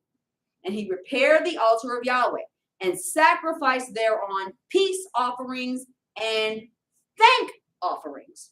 Okay, I'd just like to pause for a moment. How many of us have ever given Yahweh a thank offering? While we don't make actual sacrifices here, our words are a sacrifice. Thank you, Yahweh. That was a thank offering. I offered a thank you to Yahweh because he has blessed me. Shalom, sis. That's a peace offering. I just offered peace to my sister. Do we think about those things when we're out and about? Our verbiage, those are offerings. Those are sacrifices. Are our sacrifices worthy of Most High's ears? Or is it something that he's going to find detestable and abhorrent? Oh, she's talking again. He disconnecting that connection. I ain't trying to do that. Or is it like, let's see what she's talking about. Let me tune in. There is no new thing under the sun. It just takes different forms. Just like he took away those strange idols, he forsook those false deities, we can all do the same thing here. No, you can't go to Temple Baptist and tear down the JC statue. Don't do it. You'll go to jail for terrorism. Don't do it. But when you talk to people, you can glorify Yahweh with so much zeal and enthusiasm that Yahweh said, "That's my servant. I'm going to be their shield and protect them when they are about the way. I'm going to watch out for them when people have ill intention toward them. I will protect them because I know that they are a servant for me." We all have the power to do that. Did you thank Yahweh for that, Capri Sun Thirsty? Not to put you on the spot. I'm just saying. It applies to everything. Hey, Giggles. Yeah, I'm talking to you. Did you thank Yahweh for the ability to giggle? You should. Because there's some people that's so mad and frankly gone in the mind. Something as simple as laughter, just good-hearted happiness, they don't have it anymore. It's a blessing to have that. And as you get older, you become a man, you take on more responsibilities, there will be times when you won't want to laugh because the weight of the world is heavy. And if you make bad choices, that weight is even heavier. You won't have occasion to laugh and be happy, carefree as you are now.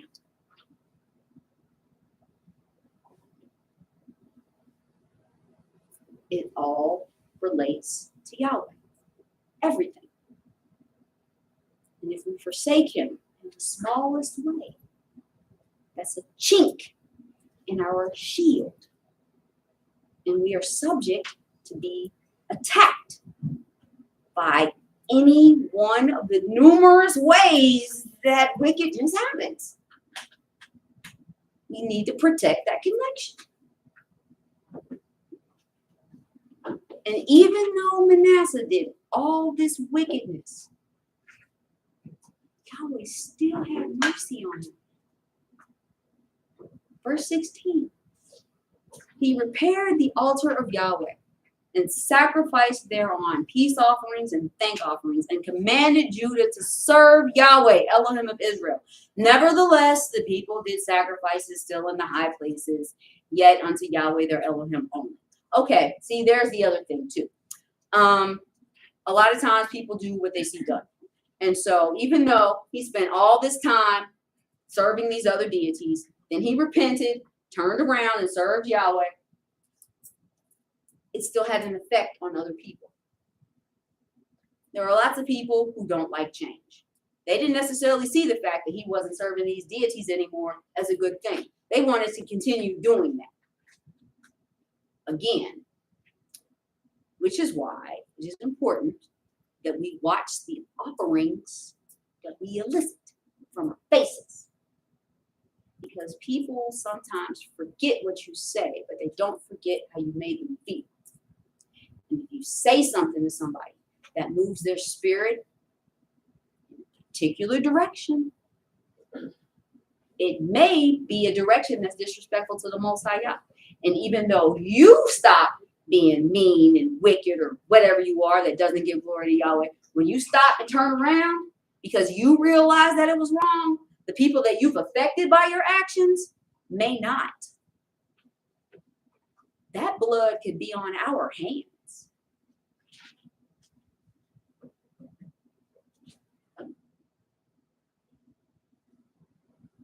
Verse 18. Now the rest of the acts of Manasseh in his prayer unto his Elohim and the words of the seers that spake to him in the name of Yahweh Elohim, behold, they are written in the book of the kings of Israel.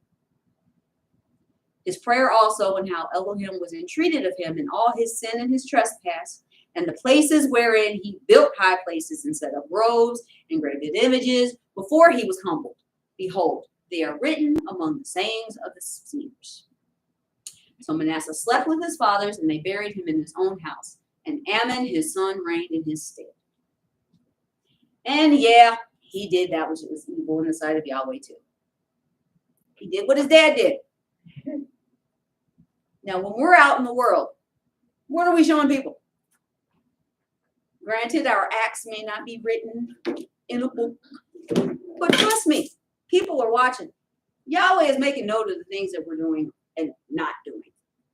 So are we leaving a nice story for people to read? Or are we reading uh-oh. Don't want to do that. He knew Yah and he did what? What kind of story are we leaving? What kind of example are we setting? It's something that makes you ashamed to look in the mirror every day. That's why you're mad, because you can't look in the mirror and smile at yourself. You're mad.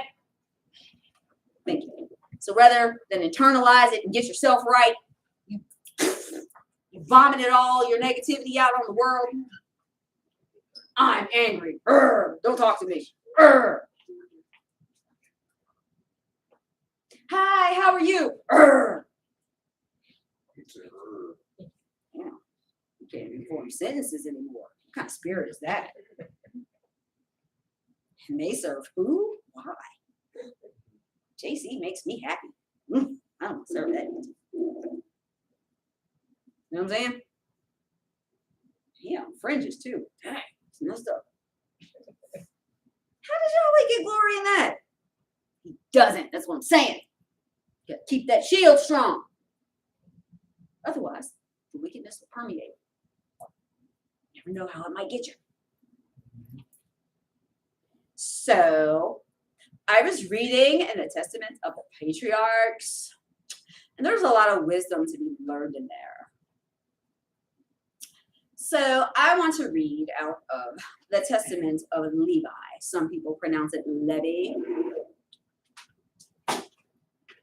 And in the Testaments, such great wisdom from people who lived long before us. And they left things that we should know. Okay, so for instance, Levi.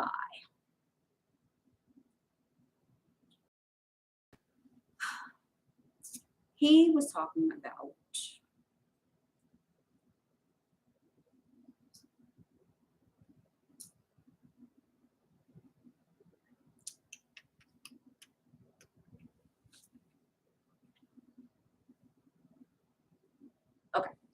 at the beginning. So he was the son, one of the sons, the third son of Jacob and Leah. Everyone familiar, right? It's a whole housewife situation, literally. Sisters against sisters for one wonderful man.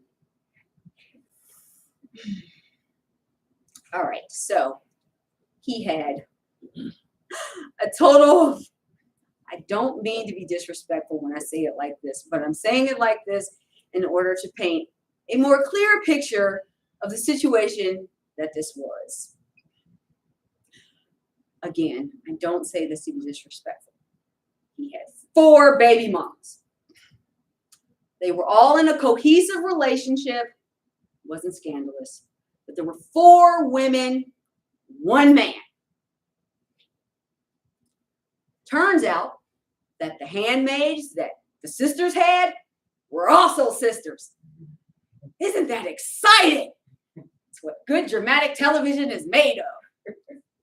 Okay, so you got 4 baby mamas. You got a bunch of children and 1 man in the middle. Oh, the men of Israel like to talk about having numerous wives. You really want that situation? And they're all in one place.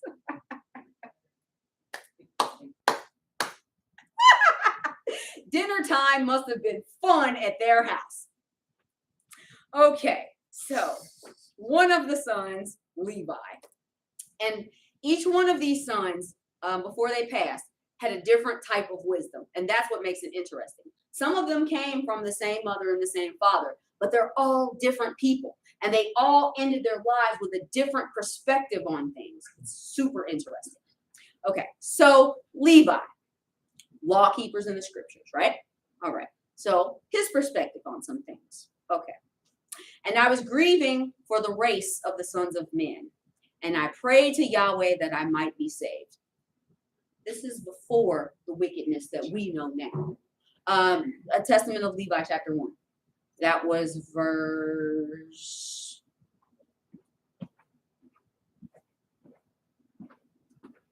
Who's read it? Yeah. Oh, verse 7. Thanks. All right. So, again, this is before all the wickedness that we see. I don't know what type of wickedness he had there, but have you ever seen wickedness so great that you said that you gonna pray to Yahweh about it? Anybody in here ever seen wickedness that great? That you like, yeah, whew, boy, this is something. Please be with me. And I prayed to Yahweh that night that I might be saved. Then there fell upon me a sleep, and I beheld a high mountain, and I was upon it. And behold, the heavens were opened, and an angel of Elohim said to me, Levi, enter. And I entered from the first heaven, and I saw there a great sea hanging. Okay. He saw a great body of water hanging, as in not in the ground, suspended in the sky.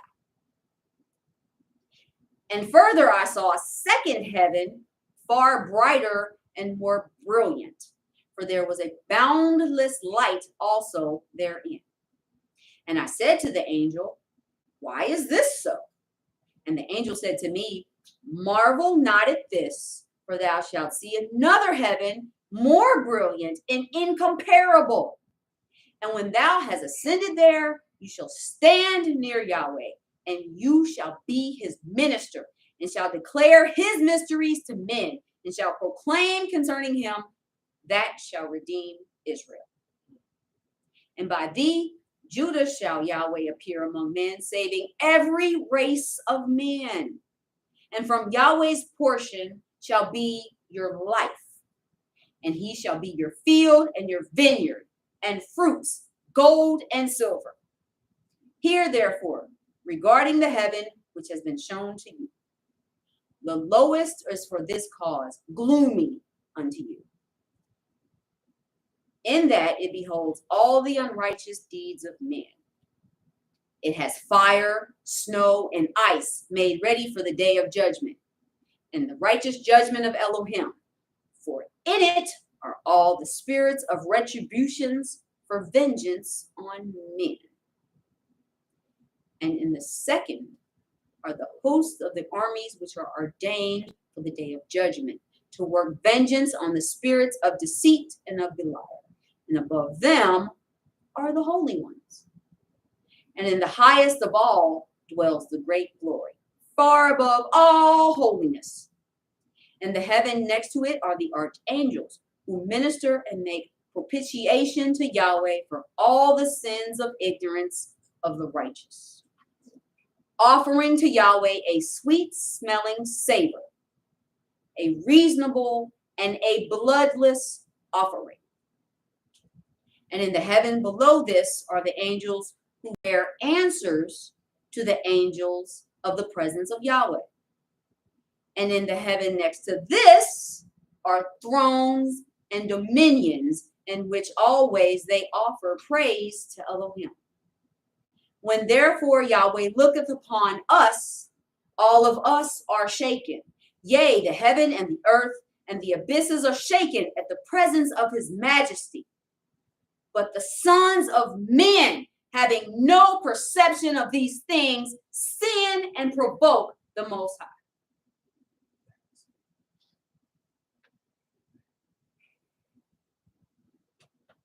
We pretend to be giants, but we are this big. And we don't work to make ourselves bigger in the sight of the Most High. We make ourselves try to appear large in front of people who cannot save us or deliver us.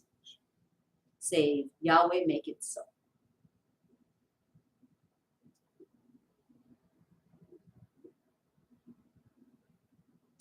Some more wisdom from one of the sons. The fourth son of Jacob and Leah, Judah. He is described as being a giant, an athlete, a warrior. And these are some of the things that he had to say.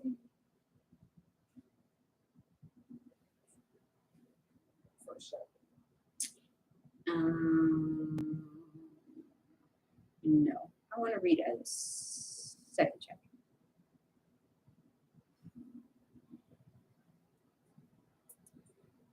Okay, so this account, in 18 years, my father abode in peace with his brother Esau and his sons with us. After that, we came from Mesopotamia from Laban. And when 18 years were fulfilled, in the 40th year of my life, Esau, the brother of my father, came upon us with a mighty and strong people. And Jacob smote Esau with an arrow, wounded on Mount Seir, and as he went, he died at Anan. And we pursued after the sons of Esau.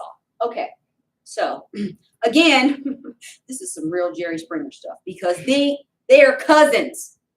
They are fighting against their uncle's children.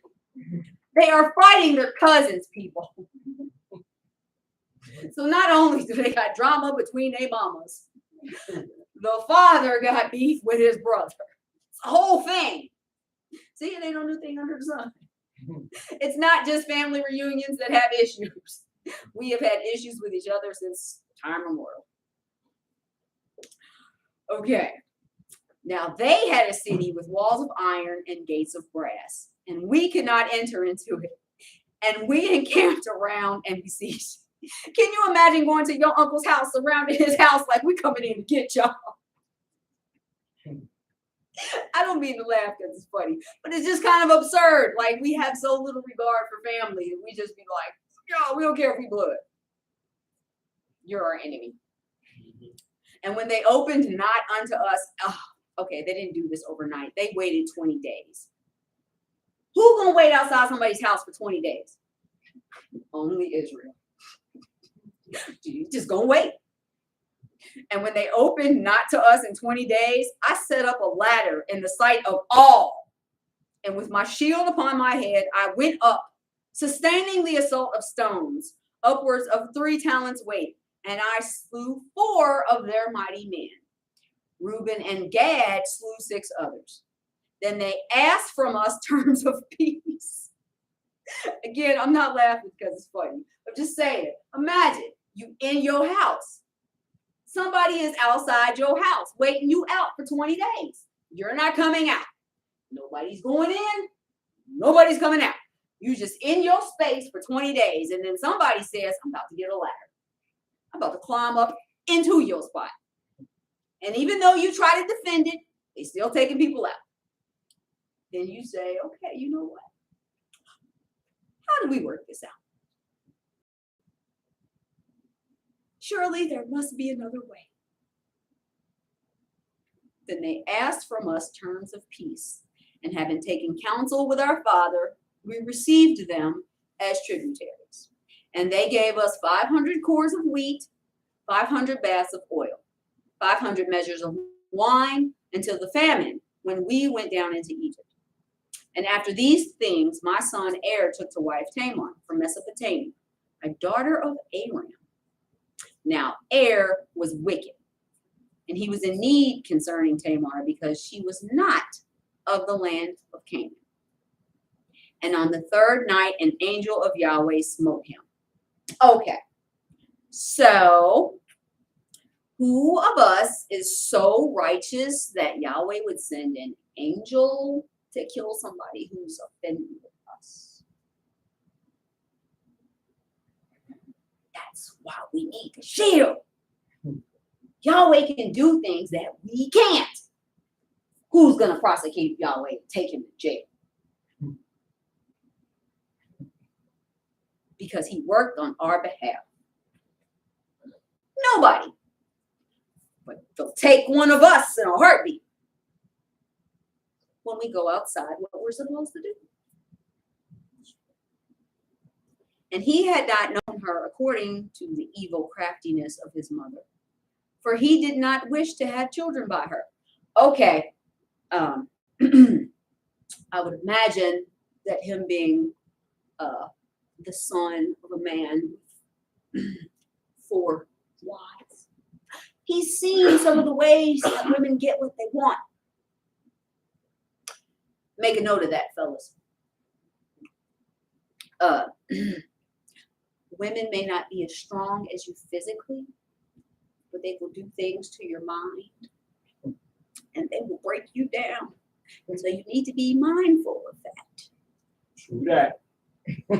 Listen to that wisdom. That's the truth. And I'm not saying that because I've done it. I'm saying, and the scriptures will back me up, women got ways about them, and they use those ways to get what they want. Yes, sir. Listen. Teach, sis. Women have a natural beauty about them. And when they put on makeup, and when they do their hair, and when they have their nails done, and when they put on clothes, it changes them so that they appear to you to be a particular way. And when your spirit is moved by what you see, your shield isn't up anymore. That's right. That's right. You need the shield. Now, I'm not telling you to go marry some wolf-looking chick or mutt duck. I'm not saying that. What I'm saying is, let the Spirit of Yahweh guide you. Praise God. Praise God. Ask Yahweh to help you see what she really looks like. And it doesn't always match up to that outer beauty. You all are young. You have your lives ahead of you, Yahweh willing. It takes one misstep to mess up your entire lives. And while this does apply to women and young girls as well, it's especially crucial for you all because you all are the future heads of families. Nations are built off of the men.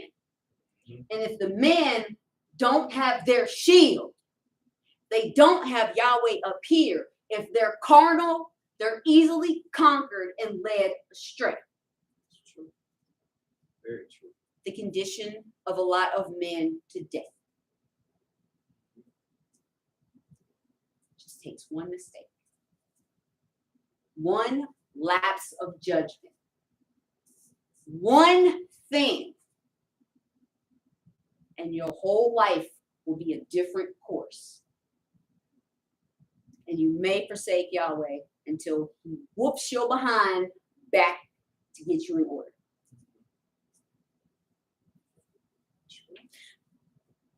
I went on a tangent. My apologies. Okay. Okay. Verse 14. In the days of the wedding feast, I gave Onan to her in marriage, and he also in wickedness knew her not, though he spent with her a year. And when I threatened him, he went in unto her, but he spilled the seed on the ground, according to the command of his mother, and he also died through wickedness. And I wished to give Shelah also to her, but his mother did not permit it, for she wrought evil against Tamar, because she was not of the daughters of Canaan, as she also herself was. Another tangent. Stop going after these women of other nations. Yes, they may be pretty. Yes, they may have features that black women don't have.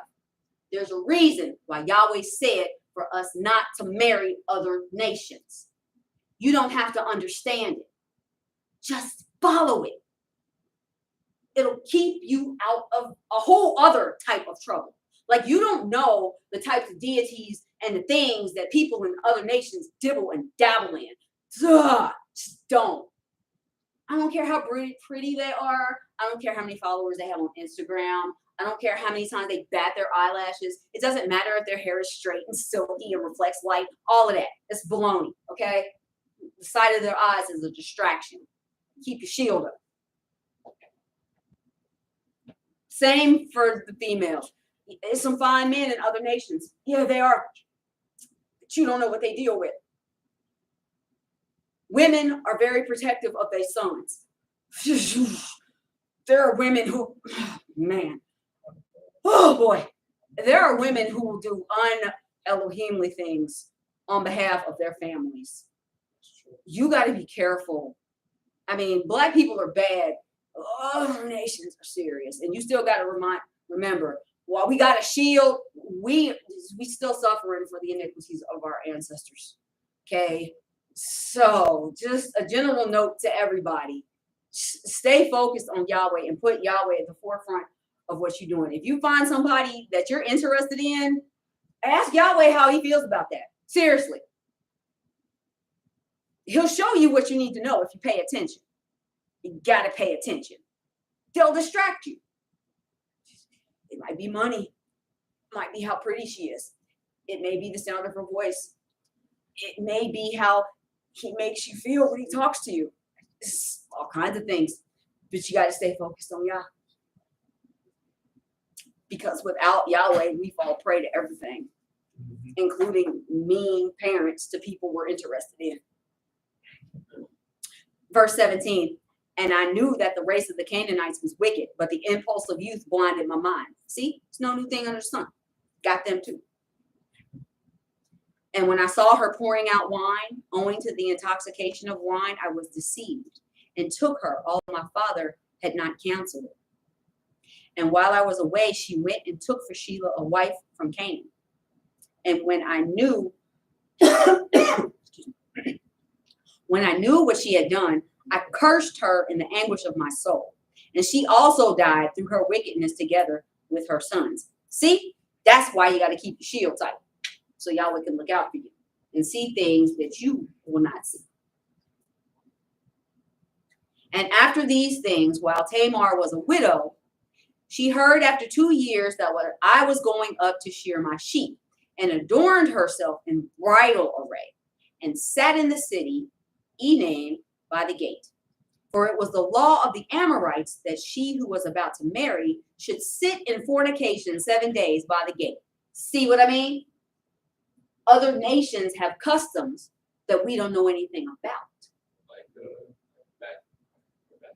Yeah. See? Like that. Can you say that louder so people can hear you, please? Like a bachelor or bachelorette party.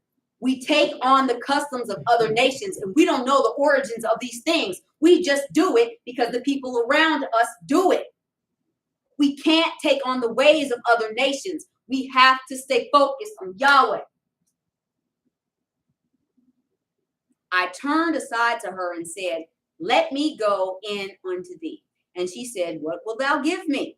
And I gave her my staff and my girdle and the diadem of my kingdom in pledge. And I went in unto her, and she conceived.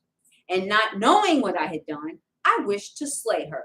But she privily sent my pledges and put me to shame. And when I called her, I heard also the secret words which I spoke when lying with her in my drunkenness. All it takes is a drink, people. Send you on a wild ride away from the Most High Yah. Yes, sir. Praise Yahweh. Quick, something I saw. This is breaking down about why he spilled his seed. His mother, or the mother, had threatened him. Mm-hmm. So he spilled it. Mm-hmm. But when you read it in Genesis 38, it says that he spilled it because he didn't want to raise another boy that wasn't his, in other words. And that's what happened. See how Details. we don't have, All you in the said that details. last week, details. In the And details. I'm reading Everything this is in with the you, and I'm details. looking at this like, man, that's not what it says in the King James. Mhm.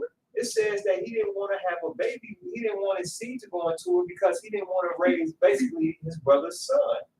But then here, you just, as you're reading through the testimony of Yehuda, it's showing where he was threatened.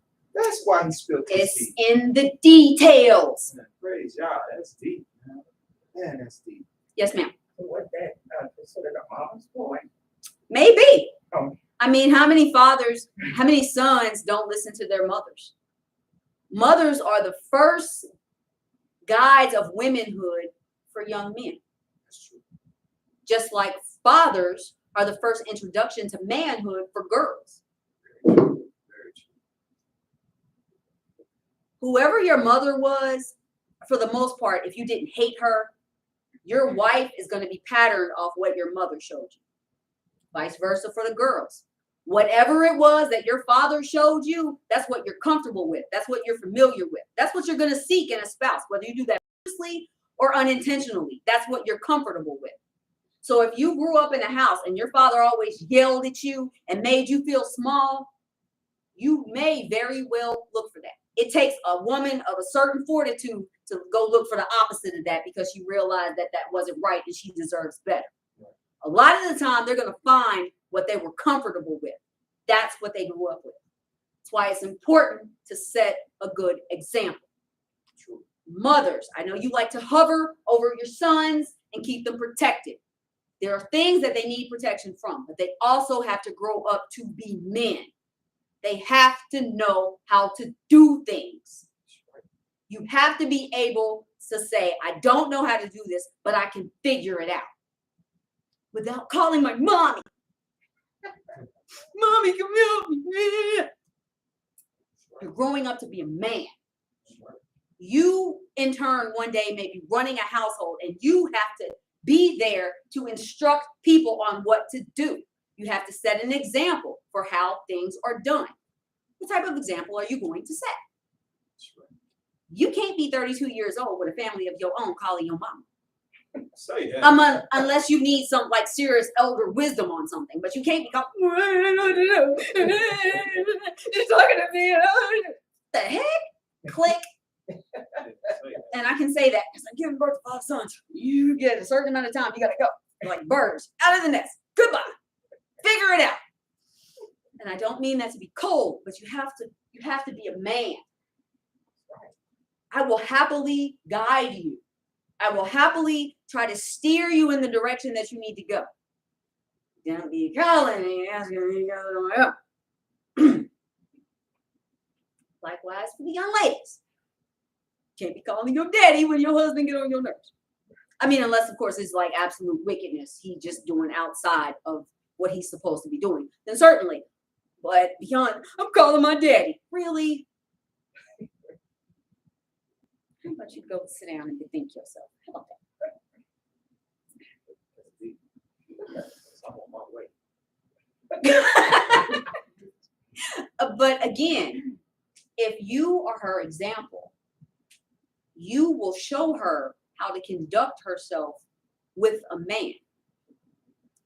The things that some of us have grown up using as protective devices for ourselves are perceived differently when presented to a man. Because men, for the most part, don't like to be challenged. So your protection of yourself, because you feel scared, is not necessarily perceived as that. She's challenging me. So as a man, in my natural manliness, this is how I respond. There are things that we don't get to pick up because our homes are not whole back to men being raised to be men. That's true. It all ties together. And if her shield is tight, the ship works the way it's supposed to. Okay. So he was drunk. Back to that. Okay, y'all. I know Cavazier look good in the video. I know they popping bottles and they make it look like fun.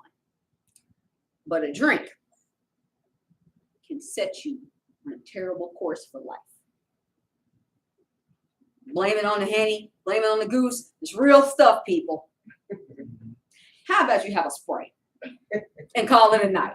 It's not as much fun, but trust me, bad decisions are not fun. So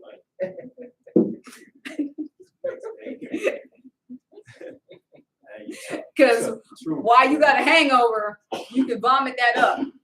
You can't vomit up certain bad decisions. That is with you for life. That's right. You cannot undo it. That's right. That's right.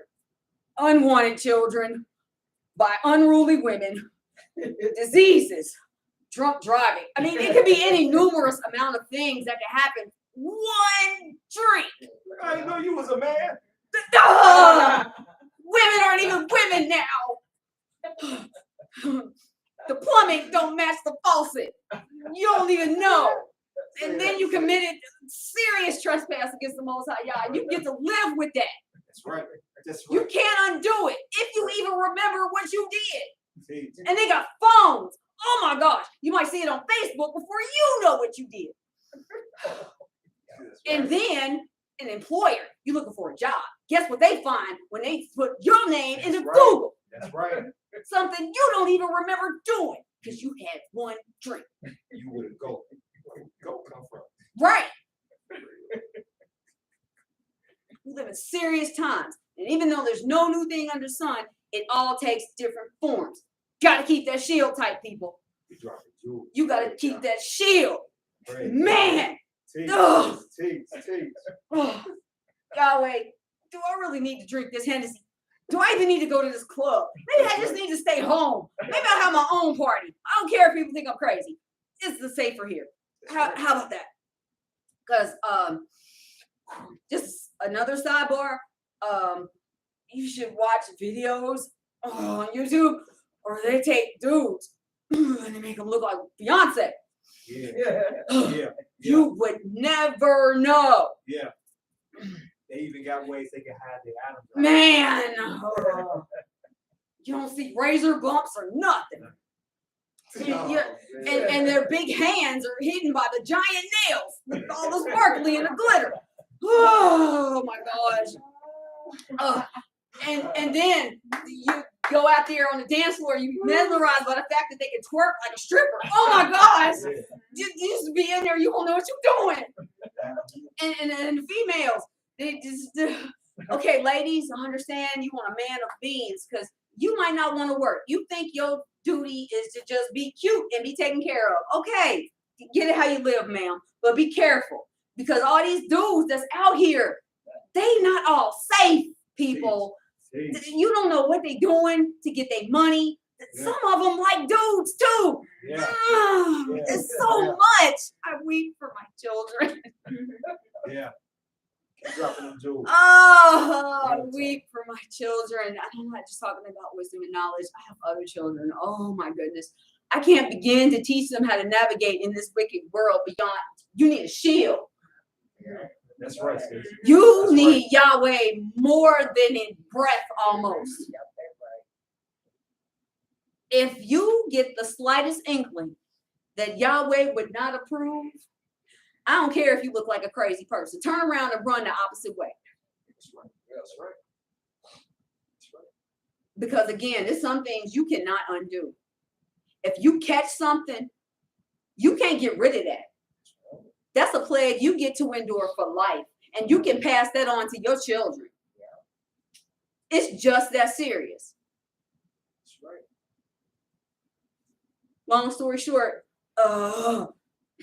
be careful.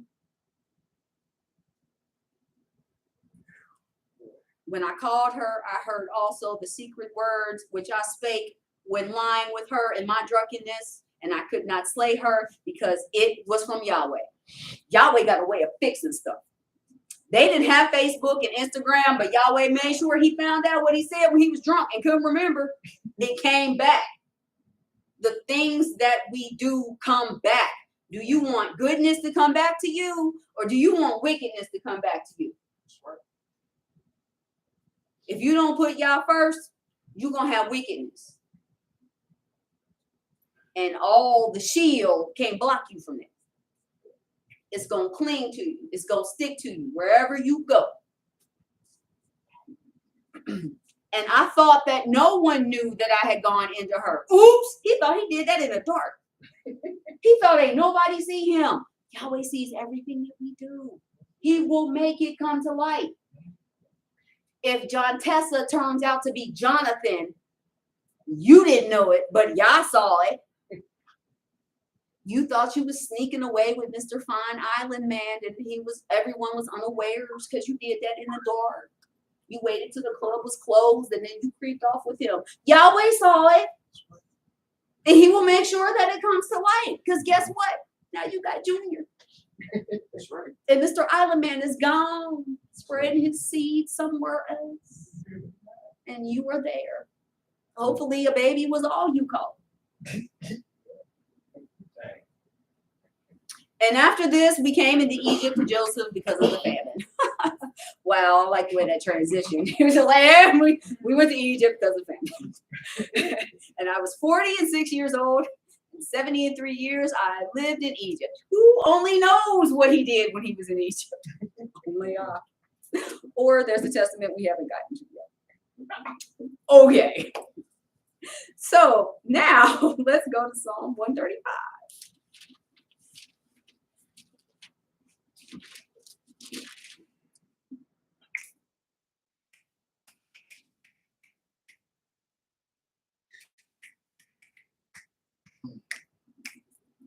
Praise ye Yahweh. Praise ye the name of Yahweh. Praise him, O you servants of Yahweh. Ye that stand in the house of Yahweh, in the courts of the house of our Elohim. Praise Yahweh, for Yahweh is good. Sing praises unto his name, for it is pleasant. For Yahweh hath chosen Jacob unto himself, and Israel for his peculiar treasure. People, we are valuable. And our value is not measured by what we have on our feet. It's not measured by how many golds we got in our mouths. We are valuable to Yahweh because Yahweh chose us.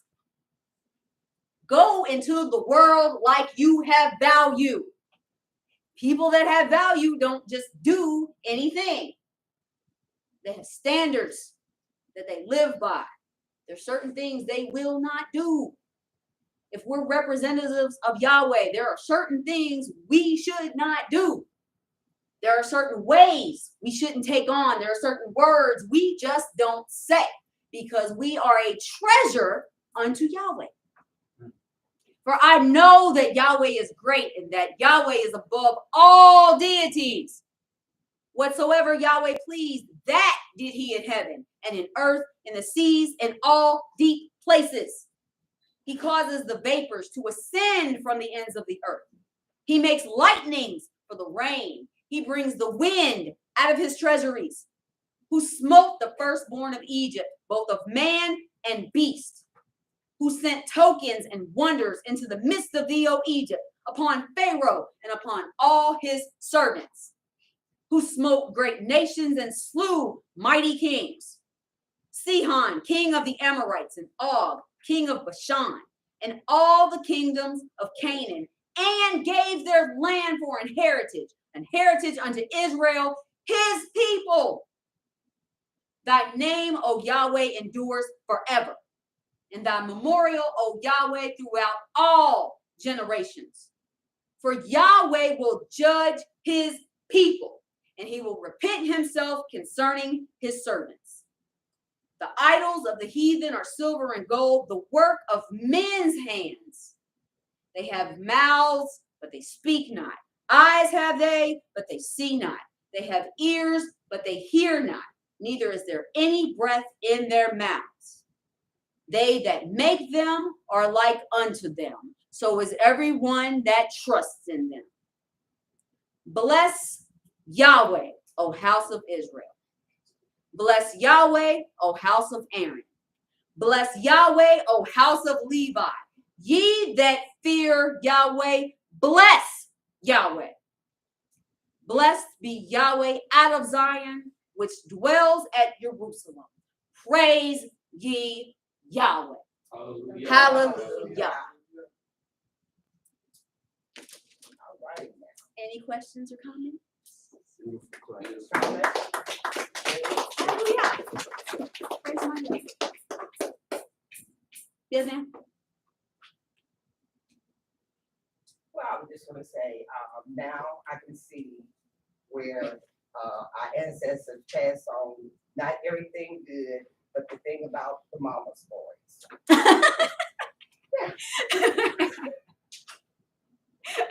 I mean, I wouldn't necessarily say that's a nation thing. I mean, look how Yahweh is about his beloved Israel. He had destroyed nations to save us. It's inherent of being something that you care about. You take care of it, and someone offends it. Well, then, you gotta take care of business. You were married to a man who was capable of that. Surely you understand. Yes. I thank Yahweh for that. Hallelujah. Any comments or questions? Marvel will send the thumb up emoji. Oh, hallelujah. Zuri, what's on your mind?